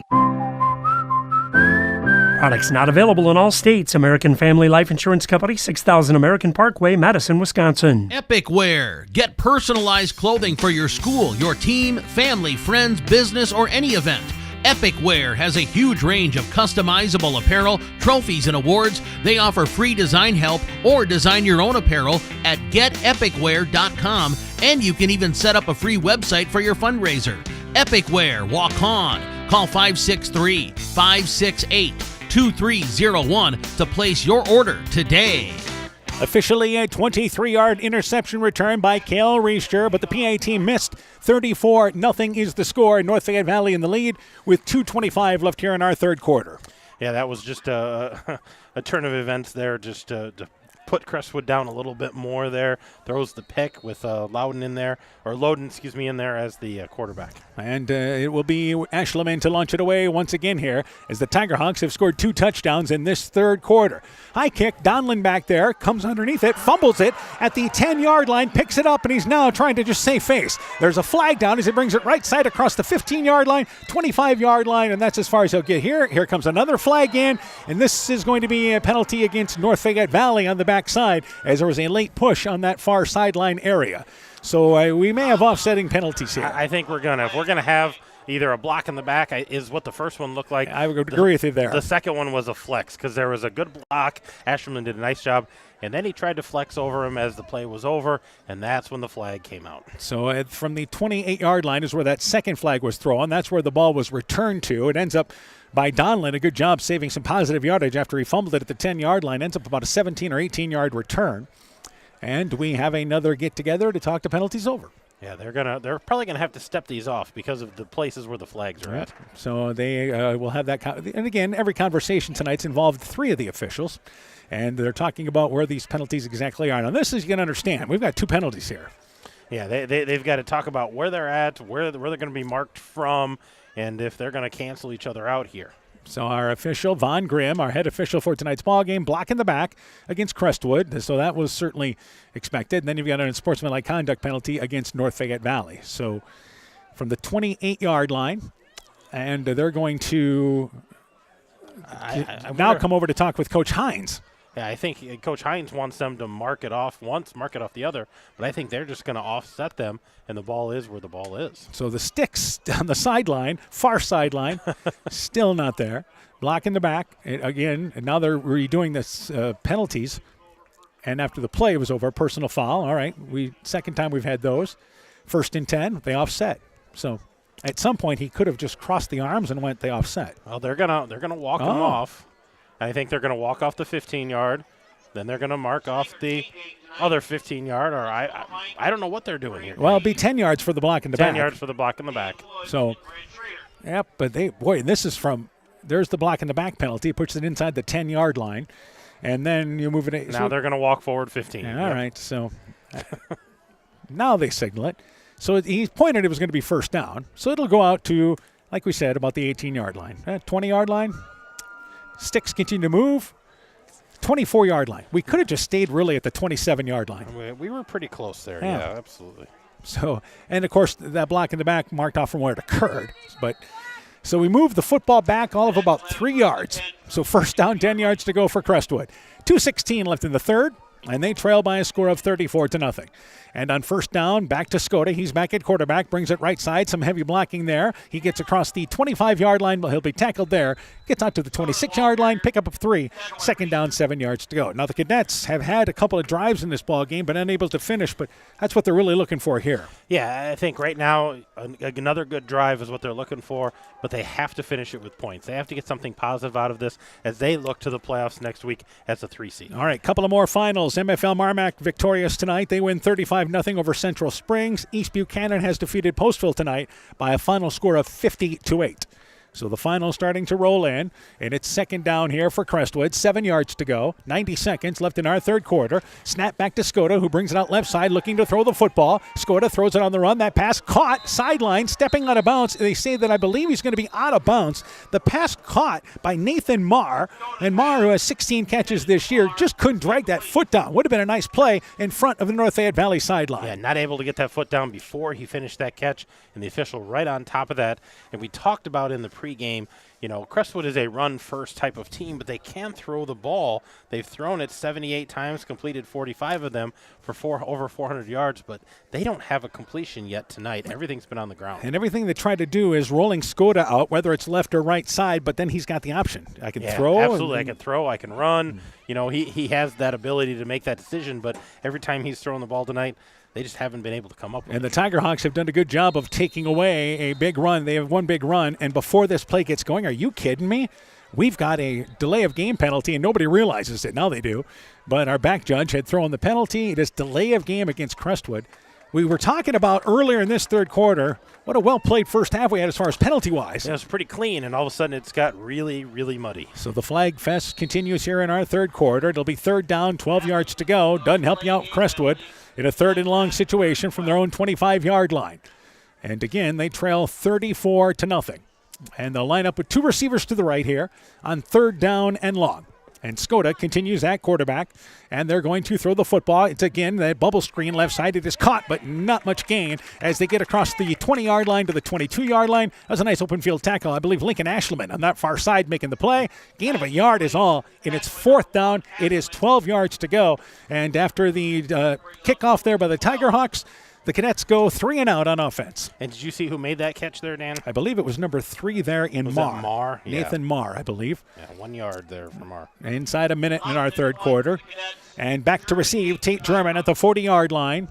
To launch it away once again is number 12 in Loden. So Loden gets off a high kick, and this is a very short kick, however, and it's going to bounce in their own territory at the 39-yard line, then kicks ahead for a few yards to the 45-yard line. Short of it, it ends up being a 21-yard punt. So again, didn't hit it right, and the Tiger Hawks take over inside Crestwood territory. 44-yard line, and they lead 34-0 right now. And I'm looking at all their possessions here for this game, Dan, and they don't have a lot of possessions. They had that one interception. That's the only time that they haven't been able to come away with points. They've got a scoop and score on a blocked punt. They've got a interception run back for a touchdown. So they've been pretty efficient on offense so far. So first down, 10 yards to go, 3 receivers to the right, and they're going to run with Ashleman out of the shotgun formation, and Ashleman hit in the backfield, can't get to the corner, going to be cut down on that left side. It's a loss of about 4 yards, and number 74 there making the play, and that is Brady Fett, and it's a loss of yardage, close to a 4-yard loss. Second down, 14 yards to go, and we will have to have, I believe, one more snap here to end the third quarter. Play clock's at 21. Maybe there's a tenth or two of a second. But Hines is running out here like he's going to get this play off. We got to run a play. He says we got to get out here. They don't want to have to take a timeout. Yeah, it's a few tenths of a second behind the scoreboard compared to the play clock. So they hustle up to the line of scrimmage. Second down, 14 yards to go. Inside counterplay with Ashleman. Ashleman wrapped up from behind at the 45-yard line, gets ahead to the 44-yard line, picks up 5 of the inside counterplay, and the third quarter comes to an end. North Fayette Valley in control as we go to the fourth. They lead 34-0. You're listening to high school football from KCTN Sports. People's State Bank is a locally owned and managed bank with convenient locations in southwest Wisconsin and northeast Iowa. If you're looking for a place where you're more than just a number, but still have access to convenient technology and low fees, People's State Bank is it. As a community bank, they're proud to support many of the local charities, county fairs, community events, and more. When you become a part of People's State Bank, you can be confident that you're standing with a good cause. People's State Bank, member FDIC. North Fayette Valley football is brought to you in part by Elgin State Bank of Elgin and Wadena, member FDIC, Gunderson Palmer Lutheran Hospital and Clinics, Innovative Ag Services in Elkader, Monona, and Waukon, Guttenberg Municipal Hospital and Clinic. Check out career opportunities at guttenberghospital.org. Bruins and James Insurance, your Grinnell Mutual agent in Monona. Furniture Showcase and All Wine, lighting showroom, flooring, furniture, and window treatments. And by Car Auto Group, online at karautogroup.com. So we start the fourth quarter. It is North Fayette Valley leading 34-0 as they have been in control. Crestwood's best drive was a 7 minutes 47 seconds to start this ball game, but turned it over on downs, and North Fayette Valley would score on their first drive, and they have led ever since. Yeah, and they're continuing to drive here. They're looking to continue to sustain this drive. They're a little behind the sticks here, 3rd and 9 after that loss on first down. But they've been able to pick these up all night long, Dan. And again, they have always looked to Richter on 3rd and long. He's lined up as a receiver left side. There's 2. Richter's on the inside with German there. 2 receivers to the right as well. 3rd down, 9 yards to go. Hines to throw the football, rolling out right, looking over the middle of the field. There's Richter, and the ball knocked out there. Had it in his hands. Nice hit by Skoda after Richter caught it. The first time they haven't been able to connect tonight, and it's 4th down for the Tiger Hawks. Yeah, had the man that they were looking for there and took a shot after he tried to catch that ball, but lodged that loose. And Skoda with a great read on that play. I can't go up and get you. I'm going to try to go through you. Right, absolutely. Once he gets his hands on it, he's fair game. He's up in the air and did a nice job of dislodging that. And if you're the Tiger Hawks, do you go for it here? And at the 43-yard line is where you're at. And showing no signs here. They may be taking a penalty to go 5 yards back. Our official, I don't know what he's doing with the football there, but was going to maybe move it or something. But North Fayette Valley is actually going to use a timeout here with 11:54 to go in our fourth quarter. So just trying to burn some time. And now they'll decide whether or not they'll go for it or whether or not they will punt. We'll keep it right here. And again, our finals, just to keep you up to date, MFL Marmac over Central Springs, 35-0. East Buchanan over Postville, 50-8. Edco now a final. They beat Keyhigh, 49-6. In the fourth quarter, at last report, Maquoketa Valley leading Starmont, 28-6. Clayton Ridge victorious tonight. They win by a final score of 49-0. And Central leading West Central, 34-0. So the closest game tonight in the area is right now Maquoketa Valley and Starmont. That's a 28-point game. Well, and we talked about that game maybe being a big game, and after the loss last week, things kind of shook themselves out. But for Week 8, people vying for playoffs and things like that, we haven't had a lot of close games in the area. So 4th and 9 after this timeout. Tiger Hawks still meeting on the sideline. And Crestwood and North Fayette Valley may try to pin them back here, leading 34-0. And they break huddle, and it looks to me like Reister going back out there. Hines getting the play from Coach Cranbeer, and they are looking to go for it here. Yeah, I think they're going to try to pick this up or at least maybe go hard count, see if they can pull somebody off sides, make this more manageable. Well, their defense has been very good tonight. A lot of confidence in that defense should they be able to bog down here. 3 receivers to the right, Reister alone to the left, and he's guarded by Donlin on the left side. And Reister to throw the football. They're going for it. Screen play, and that ball caught by Ashleman, but Ashleman hit and brought down at the line of scrimmage. There was 3 Tiger Hawks in front there, but getting through was Braden Thompson. He had an interception earlier. He was able to make the play one-on-one. That's a heck of a job because he had blockers. He did, and that's going to go down probably as a loss, but nice tackle there, and Crestwood's going to turn him over on downs. So they, again, tried to set up like they were going to Reister maybe on the far side, but the screenplay was over the middle of the field, and it's first down, 10 yards to go for Crestwood as the Tiger Hawks turned away at their own 44-yard line. So just underway in our fourth quarter, and now for, once again, the Cadets, Loden continues at quarterback. First down, 10 yards to go, and they're going to run it with Lovano. Hit in the backfield, but he's able to slip away. Gets out near the 45-yard line, fumbles the football. Loose ball, and it is picked up, I believe, by Crestwood. And number 75, oh, no, Fayette Valley's got it. The Tiger Hawks got it. Tate German says we've got it. So the Tiger Hawks have the football, and who recovered it for NFV? Yeah, I didn't see who got it there, but a lot of happy Tiger Hawks down on the field forcing that turnover. You just talked about how well that defense has done this year. They've got 6 fumbles, add 3 more tonight. That's why the confidence of why you went for it is because what you can do defensively tonight. Yeah, absolutely. So 1st and 10 at the 37-yard line. North Fayette Valley taking over inside Crestwood territory as they did on an earlier fumble in this ball game. So first down, 10 yards to go. Lining up there, German as a wing back to the right side.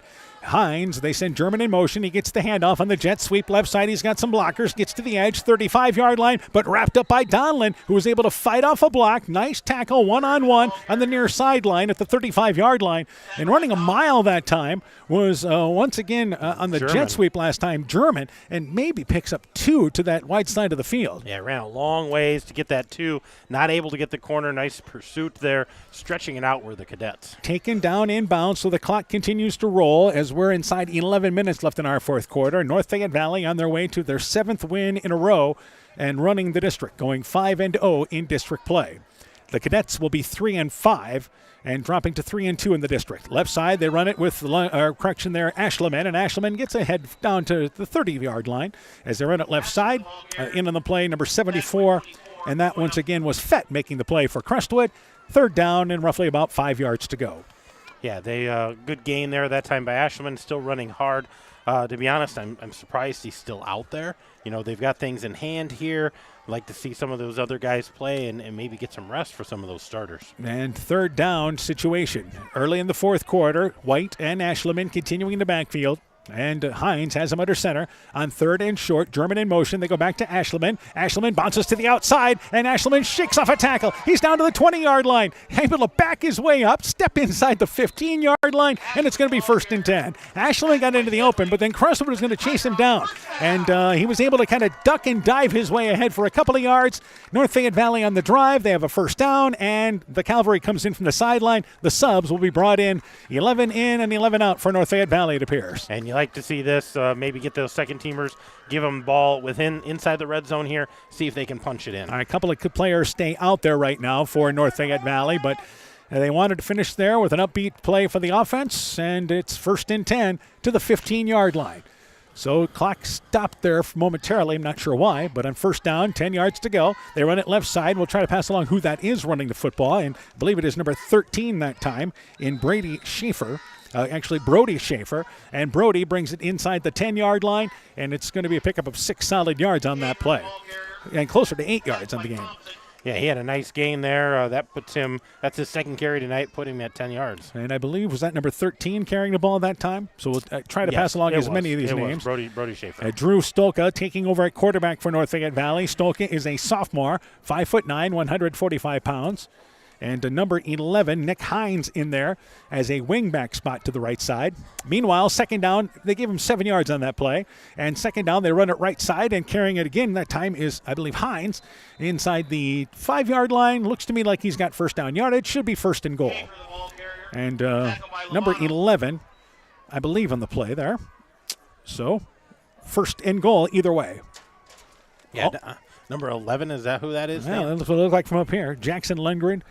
Number 6 there in a back spot. And we mentioned Stolka does the same thing that Hines did, goes from the sideline, brings it back in. By the way, they did not give him first down on that, short of the 5-yard line. So it's 3rd down. It is 6 yards to go. And once again on this play, on this 3rd down play and short yardage, they're going to run it left side. And again, carrying it, number 11, and they get close to first down. It's going to be to the 5-yard line. Should be 1st and goal here to the 5-yard line. Yeah, that was, I think that's a 13 out there, Dan. Schaefer that time. Yep. All right, so Schaefer brings it to the 5-yard line. 1st and goal here now.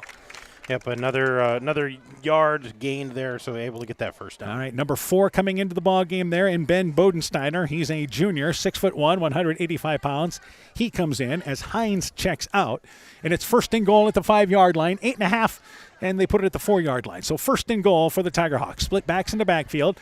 The backup's trying to finish things off here. They run it left side, and again, Schaefer gets ahead for a couple of yards to the 3-yard line, middle of the field. Picks up 2, I'd say, and it's going to be 2nd and goal to the 3-yard line. And we'll double check to see who was carrying the ball there. 2nd down and goal. Tough to read kind of the numbers. There's Stolka. That was Stolka. Yep, Stolka, the quarterback keeper there. Stolka has his jersey now kind of pushed up after that play, about halfway up the chest area. So it's 2nd down and to the 3-yard line and goal. And now you've got, again, kind of some players coming in from the sideline as Reed Cummings checks in. Senior, 5'10", 140. Good to get some of these kids in the ball game on senior night. 2nd down and goal from the 3-yard line. Cross play inside and hit in the backfield. No gain on that play. They got back to the 5-yard line, and that is it. As Fett there, Lundgren got the carry that time. Back to the 5-yard line, and it's going to be now 3rd down and goal. Back to the 5-yard line. Yeah, loss on the play there. Good pursuit by the cadets there, getting through on that right side and pushing him back for a loss of a We talk about yards. Lundgren being one of their leaders as far as tackle-wise defensively, but he does have 15 carries on the season for them. And they want to get into the end zone here. Maybe give a senior a chance to score here, huh? Yeah, that might be what this is let's see if we can make a hole, get that senior. As we say that, he's checked out of the game. So 3rd down and goal from the 5-yard line. Stolka with him under center, and they run it left side. And handing the football off there to number 18, that is Brock Soppy. Soppy stood up at the 5-yard line, and that's going to be no gain. Maybe forward progress to the 4, and it's going to be 4th down and goal. So the Tiger Hawks, their starters, finished certainly on an upbeat note with that first down they converted. They did. And things are going to kind of stall out here. They're going to try to give this a shot. 4th down, I think they're going to go for it. They're trying to decide should we kick a field goal, but I think they're going to go for it here. Great job by our coaches on the sideline for North Fayette Valley, keeping track of who they want to get in, who they want to get out here. Haven't had a delay a game or anything like that. Play clock is at 10, though, as they break the huddle here. So 4th down and goal from the 4-yard line.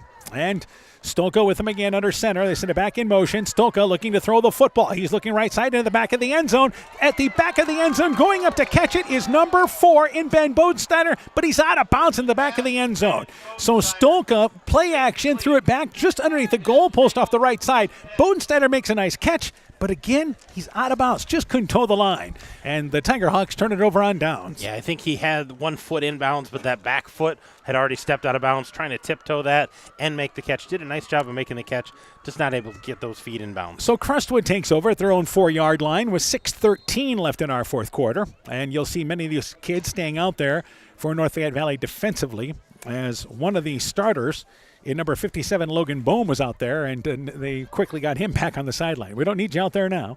And here is 1st and 10. And Loden continues at quarterback. They try to run at the heart of the North Fayette Valley defense. They bring it across the 10-yard line, and positive yardage on that play, actually across the 5-yard line. And it's a pickup of about 2 yards, 2nd down, 8 yards to go. Who was in on the carry that time? I think that was number 15. All right, then number Bergen. 15 is Reed Cummings on the carry there. Bergen, I think, is the carrier for Crestwood. So it wasn't number 15. 15. Yeah, 15. That is right. I was looking at the 15 for North Fayette Valley. Ethan Bergen, number 15 for Crestwood. So 2nd down, 8 yards to go. And they are going to run the football left side once again, and it is Bergen. Bergen goes between guard and tackle left side, stumbles his way up near the 20-yard line. Fresh set of downs, 1st and 10. So now we see some subs into the ball game with Crestwood. Just as we were getting used to their names, they go to the bench here. Spencer Kitchen is one of those that is in the ball game for them. Kitchen is a senior and a 6'1", 135-pound senior. We mentioned that Loden is a sophomore. He's certainly their quarterback of the future. He's a sophomore, has thrown 10 passes coming into tonight, and has played in this ball game earlier. And Loden, they run the football again, right side, couple of yards. As a 20-yard line, they break a tackle out to the 25-yard line near the 30-yard line. Bergen again, the ball carrier. So Bergen getting a heavy dose of the action. Moves it out to the 30-yard line, 15-yard pickup, 1st and 10 for Crestwood. Yeah, another nice carry for Bergen. Bergen is a sophomore out there, so you got a sophomore quarterback and a sophomore running back right Lundgren now. checks out of the game, number 68 coming in. And correction there, who's coming in for North Fayette Valley there? That will be a number 66, I believe, and Cashton Rose. So 1st down, 10 yards to go. They fumble the football as Skoda dropped back. A correction there. Loden dropped back, fumbled the football, but he's able to fall back on it. They'll lose yardage, however, inside the 25-yard line. 4:45 and counting in our fourth quarter. Yeah, that'll go down. One of those that goes down for a loss for that quarterback. So Loden's going to lose 5 yards, even though it was just a fumbled ball and just falling on that. All right, Crestwood again will be the 3 seed, and they're going to present some challenges with Skoda in particular. And that's where you've got to somehow slow him down, whoever they see in the postseason. Well, and I think they want to make sure Voyna's back. Hopefully he's healthy next week. And they run the football again on 2nd and 15. And across the 25-yard line out near the 30-yard line. Bergen again on the carry. Gets back to about the original marker. And it's going to be 3rd down and 11 yards to go. For North Fayette Valley, the 1 seed going into the postseason, they'll host a number 4 seed, and should they advance past that, they will be again home in the 2nd round as well, or actually it's the opening round of pod play. 3rd down, 11 yards to go right here, and North Fayette Valley, they're going to present some problems, and how do you defend Kale Riester? Yeah, how do you defend him? How do you defend a two-headed monster behind in the backfield? Yeah, got the balance of the running game. Loden to throw the football, rolling out left, looking towards the sideline. He's looking long, and that pass is intercepted by North Fayette Valley at the 40-yard line. He was looking long. The pass intended for number 11 and once again, Nibelink for Crestwood, rather, and it's intercepted. And making the interception, I believe, is number 18, Brock Soppy. So an interception there, outstanding defense by Soppy. He played that well. He did. That ball, a well-thrown ball, a little underthrown, though. Had a good spiral on it, but read it well, came back to the ball, able to pick that off and give North Fayette Valley another possession here. 41-yard line is where they'll take over in their own territory. That is the 4th Crestwood turnover in this ball game. That's 2 interceptions and 3 fumbles, so that's the 5th. All right, so the block punt included in that list? And then the block punt, that's 6. So 1st down, 10 yards to go at their own 41-yard line. Crestwood knows you can't play like that against a 7th-ranked team in Class 2A. So they run the football. They continue it on the ground, and they run it left side up the middle. 45-yard line, couple of yards there. And I believe that is number 13. That's Schaefer. Yep, Brody Schaefer. And again, had 6 carries coming in. Gets out short of midfield at the 49-yard line. 3.5 and counting in our fourth quarter. We have another final Central wins tonight, and they will close the season 3-5 as Central wins this ball game by a final score of 42-0 over West Central. Also tonight, Maquoketa Valley has defeated Starmont 42-6, the final score there. 8-yard pickup in the last play. They run it inside counter play, and this time it is Soppy, left edge, fumbles the football. It's lost, but a lineman hustling down picks it up, although Crestwood may be able to fight it away underneath that pile. It is picked up by Crestwood. Number 10 picks up the football there, and Isaiah Coates, a lineman for that time North Fayette Valley, had an opportunity to get it there, and was not able to come up with it. That was number 60, by the way, Kendrick White, who had a shot at it, but could not haul it in. And at the 41-yard line, that's where Crestwood takes over. Boy, this second half for both these teams has been interesting. Just been kind of sloppy, that's for sure. Some flags, and we've been exchanging turnovers here. This you kind of get, though. The last couple of ones, we've got subs in the game now. So still first down, 10 yards to go. Crestwood trying to get on the board here. They have 2:59 to work with. And receiver split left and right. And on 1st and 10, there is the snap back to Loden, and they're going to run an inside counter play. And they run it with number 14. Carrying the football there is Moss. Moss runs right back to the heart of the defense. Did he fumble there? Across the 45-yard line, 46-yard line, picks up a couple of yards. And they do have it, but it was a lineman that picked it up on the bottom of the pile. So, yes, the ball was fumbled there. So, again, that was number 14 running the football there, Mitchell Peter, number 14 there. But a 7-yard pickup, as it turns out, on that play. All right, youngsters, you got to hold on to the football. That's goal number 1 right here on both sides of the ball. May see some of these backups carrying a football around school the next few days. 2nd down, 3 yards to go. They run it again, this time 15, and that once again for them is going to be Bergen. Bergen has first down outside the numbers there. 45-yard line inside Crestwood territory, or NFV territory, down to the 44-yard line. Soppy in on the play. It is 1st and 10 as we approach the 2-minute mark in our 4th quarter. And the Bergen running really hard and quick feet there, able to change direction and pick up about 8 yards. So next week, by the way, we know we'll have a postseason game, 7 o'clock start. Our countdown to kickoff will start at 6 o'clock. We'll talk with all of our area coaches. And as far as where we're going to be, we'll see how things kind of shape up there as far as with the pairings. Receivers split left and right. 1st down, 10 yards to go. At the 43-yard line, Crestwood. And back to Bergen. Bergen around left side, same play. The 40-yard line, please stay in bounds. Nope, he goes out of bounds. Inside the 40-yard line, clock will stop with 1:38 left in our 4th quarter. Picks up 7 yards on that play. And we continue to throw subs on both sides of the ball here. North Fayette Valley, a couple more subs going out there. So we're going to continue to try to pass names on, but we're getting a lot of new bodies. Well, that's you're continuing to go deep to the bench here. Both these teams are in the final minutes of this game. 1:37 is where the clock stopped. It's 2nd down, 4 yards to go. But again, these are your teams next year. Crestwood, by the way, won the JV game earlier tonight. Yeah, they beat that. 2 touchdowns, I think, in final score they really controlled things. 2nd down, 4 yards to go, and Loden to throw the football. Rolling out right side, throws it short. That pass caught. Oh, dropped. Jumping the route there was number 13 in Brody Schaefer, but he missed it. And the ball was in the hands of a tended receiver there in Brogan Nibelink, but he couldn't haul it in. It's incomplete. 3rd down, 4 yards to go. That happened on the near sideline. Yeah, Schaefer was trying to lay out for that ball, couldn't quite get a hand on it, and Nibelink almost able to pull that in. Correction, by the way, Central won 50-0 over West Central tonight. 50-0. 50-0. That's a huge win for Central. 3 wins on the year. That's big for them. And that's a young team, especially at the skill positions. Yeah, absolutely. So 3rd down, 4 yards to go, we'll call it. 1:32 left in the 4th. Back to Loden. They run the football with Bergen, and Bergen stumbles in the backfield and unable to get through off the left side. And why not? Let's have another flag here in the 4th quarter. So maybe back to the line of scrimmage on that left side. Maybe. It hasn't been a work of art this second half. And our officials will not get together to have a lengthy discussion. That's a positive. And it is going to be a penalty, and it is a face mask penalty against North Fayette Valley. So that should give them a 1st down. And one of the guys getting the mask up there, it is a personal foul face mask, so that's the 15-yard variety, so it certainly will give them a 1st down. And let's see if this group from Crestwood can score inside the 25-yard line with 1:25 to work with. If you're Crestwood, you want your young guys to try to get a touchdown here. If you're North Fayette Valley, you're going to lean on the defense and say, this is what we build around. We're priding ourselves on our defense. And if you're Crestwood, you continue to work at it. You absolutely want to score here on this drive. So 1st down, 10 yards to go.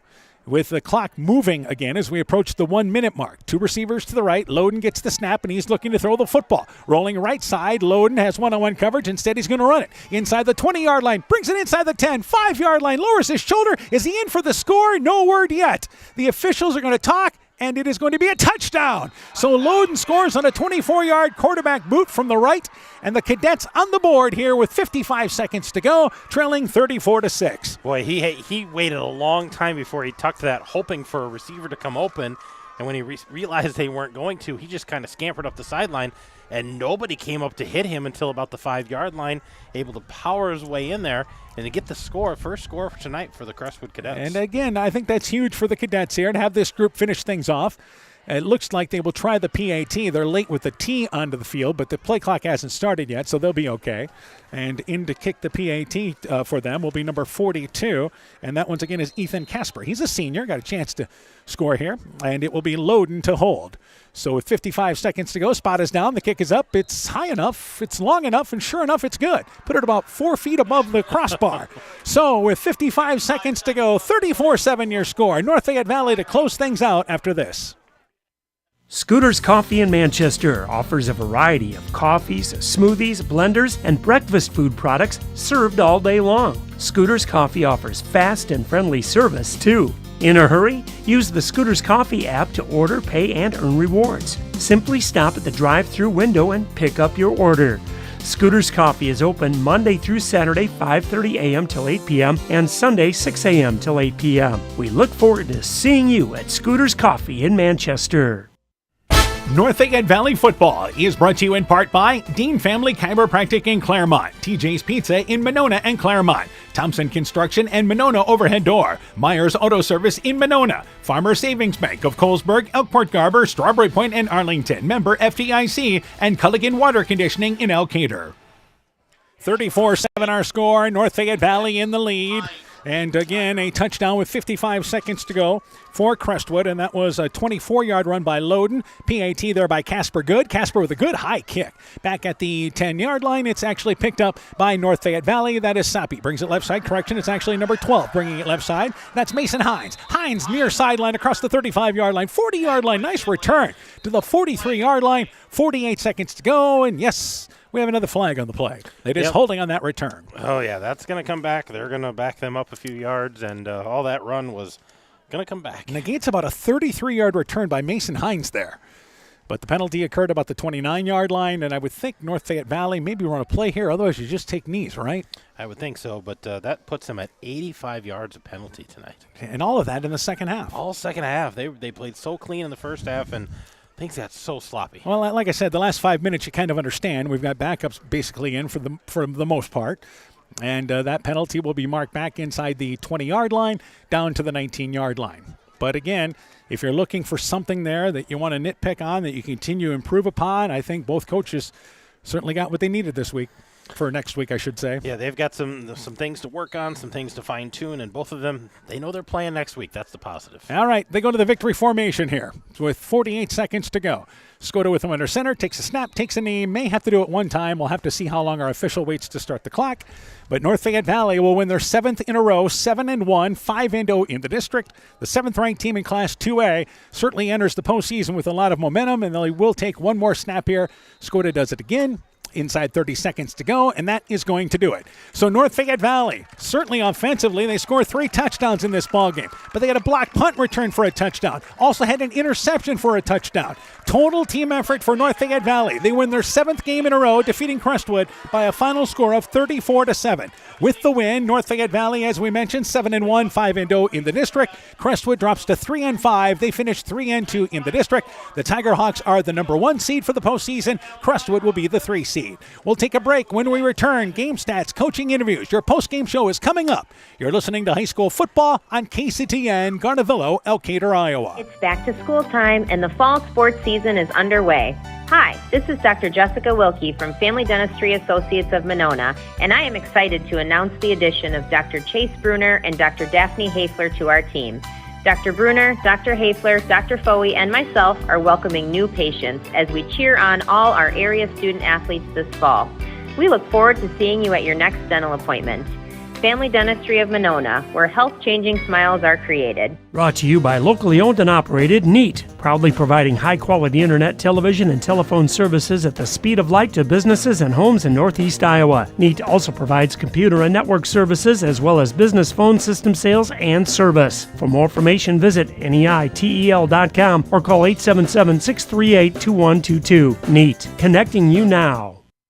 Northern Country Co-op and Viafield are now Nexus Cooperative, your full-service ag partner supplying all your agronomy, energy, feed, grain, and lumber needs. Our highly knowledgeable and experienced team utilizes the latest technology in feed manufacturing, agronomy services, precision ag, plant and animal nutrition, energy products, and grain marketing to keep our customers ahead of the rest. Stop in today at any of our 26 locations across northern Iowa and southern Minnesota, or visit us online at nexus.coop.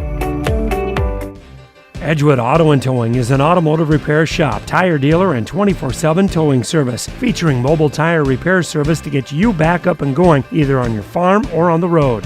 They also offer full service work on all autos and semis. Check out their current tire rebates by calling 563-928-7333 or stopping in to Edgewood Auto and Towing for complete terms and conditions. Everyone at Edgewood Auto and Towing would like to wish all the area farmers a safe harvest season. North Fayette Valley football is brought to you in part by Adverse Weather Insurance, Jim Furman of Volga, your independent crop insurance agent, Norby's Farm Fleet in Northeast Iowa, Elkader Chiropractic Center, Dr. Jamie Hammersland, Bacon Concrete in Postville, Fisk Farm and Home in Monona, Cresco, and Decorah, Billowina Savings Bank, member FDIC, and by Rivals Inc., custom gear, screen printing, embroidery, and online shopping at rivalsinc.com. You're listening to high school football on KCTN, Garnavillo, Elkader, Iowa. North Fayette Valley victorious tonight by a final score of 34-7. They started this ball game on their opening drive, scored on a 25-yard pass play from Declan Hines to Cale Reister. The PAT by Ashleman was good. They led 7-0. Then in the second quarter, it was a 25-yard punt return, kickoff, I should say fumbled punt, block punt by once again Lincoln Ashleman. 25-yard block punt return. That was blocked by Jackson Lundgren. The PAT made it 14-0. Then in the second quarter later on, Cale Reister hauled in his second touchdown pass, an 8-yard pass from Declan Hines. The PAT by Ashland made it 21-0 at the half. In the third quarter, again, North Fayette Valley able to score on a 2-yard run. That was by Ashleman. He added the PAT. It was 28-0. And Cale Reister finished the scoring for North Fayette Valley with a 23-yard interception return, though they missed the PAT, to make it 34-0. Crestwood getting on the board in the final minute. Loudon scored on a 24-yard run, and they added the PAT there. So Casper with the PAT to make the final score 34-7. Once again, updating you on scores from across the area tonight. I believe all these games are final tonight. And let's go through those very quick, as it was Central tonight victorious by a final score of 50-0. Central victorious over West Central. Maquoketa Valley beat Starmont tonight 42-6. MFL Marmac victorious over Central Springs 35-0. East Buchanan beat Postville 50-8. Edco victorious over Keyhigh tonight 49-6. And Clayton Ridge defeating North Cedar 49-0. We're joined by Coach Aaron Hammond. Let's go through the individual totals, and let's start first off with North Fayette Valley. We'll start on the ground for North Fayette Valley. Lincoln Ashleman, 16 carries, 92 yards. He had that 2-yard touchdown run. Kyler White, 5 carries, 19 yards. Tate German, 4 carries, 16 yards. Declan Hines, 1 carry for 8 yards. Lundgren, that 1 carry, -2 yards. Brody Schaefer had 5 carries, 21 yards. Stolka had 3 carries for 2 yards. Number 18 had 2 carries, didn't have any yards. So 37 carries, 156 yards on the ground. Declan Hines tonight was 9 of 15 in the air for 146 yards. He had 2 touchdowns. He did have that 1 interception. Stolka did have 1 attempt there, but no completions. Cale Reister was the star on the receiving end of those. He had 6 catches, 122 yards, a 25-yard touchdown, and an 8-yard touchdown. Tate German had 2 catches for 24 yards, and Ashleman had 1 catch, no gain. So 146 yards in the air, 156 yards on the ground, 302 yards on the night. And really a lot of it had to do with field position. They had great field position all night. They had great field position. You know, a lot of those passing yards were on 3rd and long, able to pick it up plus more. So did a nice job. What balanced offense tonight. 156, 146.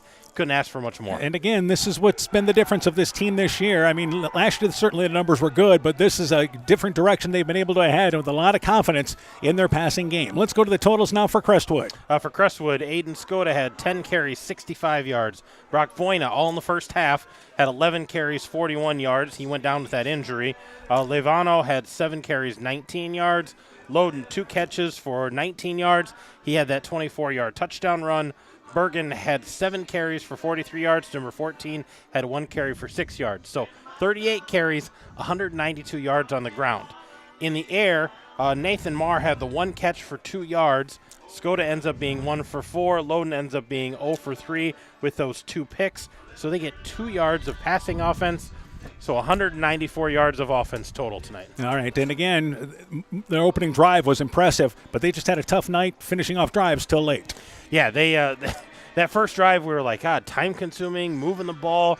We thought this is going to be a good ball game, and they couldn't finish that. And after that, they really started stalling out at strange times. And Crestwood didn't help themselves with the turnovers tonight either. Really stopped them from getting things going consistently. Yeah, the injury hurt, and the turnovers, hurt. I think they ended up having and that block punt. That block punt was a huge momentum turner because that was a score, a block punt score, and North Fayette Valley got things rolling after that. Everybody contributing tonight for North Fayette Valley, offensively, defensively, special teams tonight. Yeah, absolutely. The block punt, the pick six.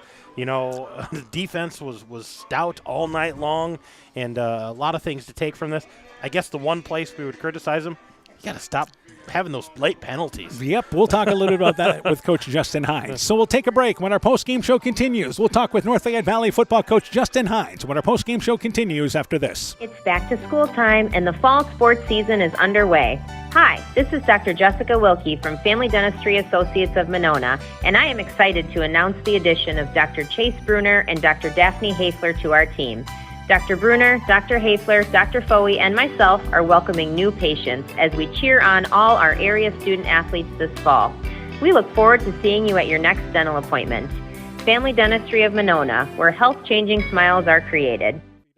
Brought to you by locally owned and operated NEAT, proudly providing high-quality internet, television, and telephone services at the speed of light to businesses and homes in Northeast Iowa. NEAT also provides computer and network services as well as business phone system sales and service. For more information, visit NEITEL.com or call 877-638-2122. NEAT, connecting you now. Northern Country Co-op and Viafield are now Nexus Cooperative, your full-service ag partner, supplying all your agronomy, energy, feed, grain, and lumber needs. Our highly knowledgeable and experienced team utilizes the latest technology in feed manufacturing, agronomy services, precision ag, plant and animal nutrition, energy products, and grain marketing to keep our customers ahead of the rest. Stop in today at any of our 26 locations across northern Iowa and southern Minnesota, or visit us online at nexus.coop. Edgewood Auto and Towing is an automotive repair shop, tire dealer, and 24/7 towing service, featuring mobile tire repair service to get you back up and going, either on your farm or on the road. They also offer full service work on all autos and semis. Check out their current tire rebates by calling 563-928-7333 or stopping in to Edgewood Auto and Towing for complete terms and conditions. Everyone at Edgewood Auto and Towing would like to wish all the area farmers a safe harvest season. North Fayette Valley football is brought to you in part by Adverse Weather Insurance, Jim Furman of Volga, your independent crop insurance agent, Norby's Farm Fleet in Northeast Iowa, Elkader Chiropractic Center, Dr. Jamie Hammersland, Bacon Concrete in Postville, Fisk Farm and Home in Monona, Cresco, and Decorah, the Lowena Savings Bank, member FDIC, and by Rivals Inc., custom gear, screen printing, embroidery, and online shopping at rivalsinc.com. You're listening to high school football on KCTN, Garnavillo, Elkader, Iowa. Welcome back to West Union. Post-game show continues. North Fayette Valley, their 7th win in a row, victorious tonight by a final score of 34-7. We're joined by their head coach, Justin Hines. Coach, first off here, offense with 3 touchdowns, defense with a touchdown, special teams contributing a touchdown. Let's start there. Yeah, that was big early. It kind of made us so we weren't on offense for very much early on. They kept the ball for that first drive, long drive. And then, almost 8 minutes, by the way. Yeah, I know. Couldn't get off the field. Felt like last year. But scored right away, got the block punt, and then, they're holding it again. So, yeah, it felt like we weren't on offense very much first half, but well-rounded, kind of knew we'd have a little bit of look to block a punt. they didn't, they blocked it better after that. But Jackson did a really good job coming off the edge and almost ran past it, took it right in the stomach. It was a great. You can see he just it was all over it anyway. And Reister, he's done that before from the end. Picked off a pass. I don't know if he's returned one before. Did it last year against Crestwood? Yeah. Or he picked one off against Waukon. Last year too was really big on kind of a throwback pass, but and I told him since camp if the defense scored to celebrate, and I'd take the 15-yard penalty. I don't know if you guys saw it, but he went and dunked the ball. Yeah, we did see it. And none of the refs saw it. They were mad, and I'm like, oh, my gosh. That was great, though. Nothing wrong with that. All right, let's talk a little bit now about offensively. Let's start with the passing game. Again, just every week you continue to have success with the passing game. Declan Hines throws for 146 yards, a couple of touchdowns with Cale Reister. Yeah, probably could have done more yet. Even they're making it really hard on us running the ball. Up the middle, their DNs do a good job making it hard on us, and once their safeties red run, they were just flying upfield, and kind of helped when we spread it out and were able to do some things that way. All right, let's talk about offensively rushing the ball. Lincoln Ashelman, again, you guys have been able to spread it around and injured in this ball game, but returned. Yeah, he kind of just got rolled up onto kind of a hit on the shin and just kind of went numb for a little bit. But Kyler's been a little bit banged up with his ankle. From our last game, so he hadn't been practicing the whole week of Owine, and came back and was a little tender on it, but he ran well too. And Lincoln was doing a good job, and there was even a couple plays where they barely got him down that he could have, I think, popped a couple more. Now, I think offensively, you guys, it's going to be tough to defend because of the balance you guys have. Yeah, well-rounded group, and if we need to, we can run it. And like we always say, Cale's a matchup problem out there, and you got to do something.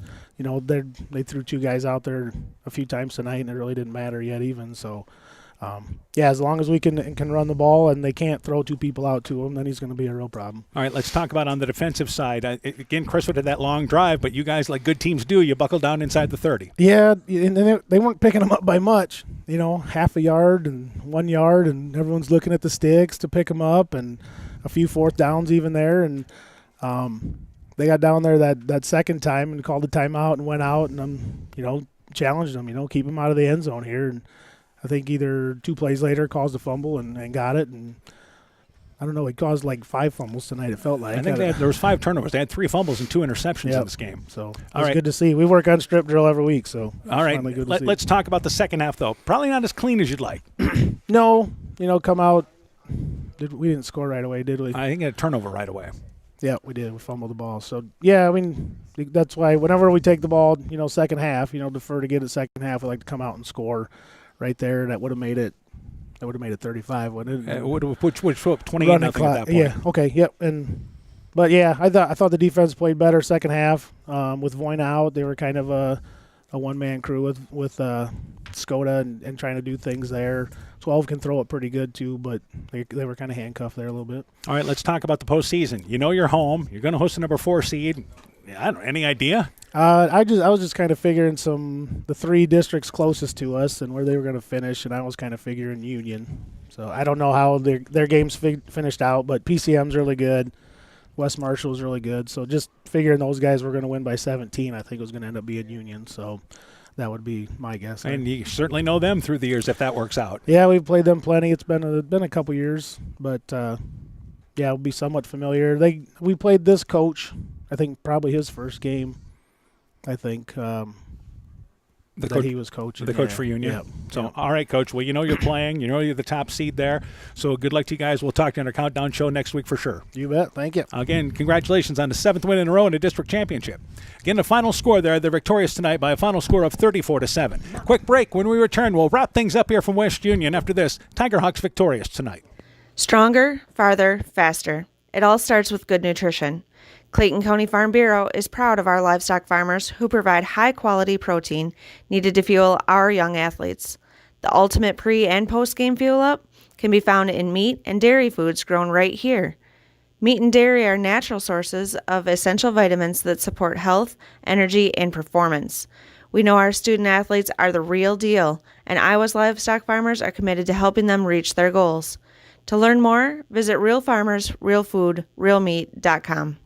It's pretty unusual for a bank to be 100% employee-owned, and Freedom Bank wouldn't have it any other way. Employee-owned means we're not just your bank, we're your friends and neighbors. We value being active community partners, and we believe in donating generously to local causes. We empower success, not just for our customers, but for our communities as well. Visit Freedom Bank in Elkader, Monona, Postville, Waukon, or online at freedombnk.com. Member FDIC.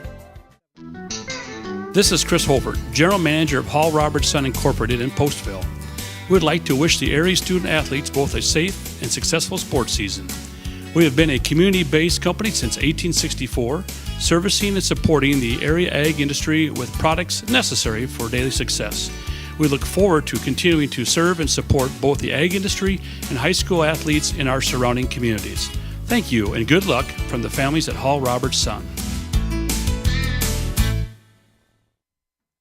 Welcome back once again here to West Union. Postgame show continues here tonight on KCTN FM 100. North Fayette Valley victorious by a final score of 34-7.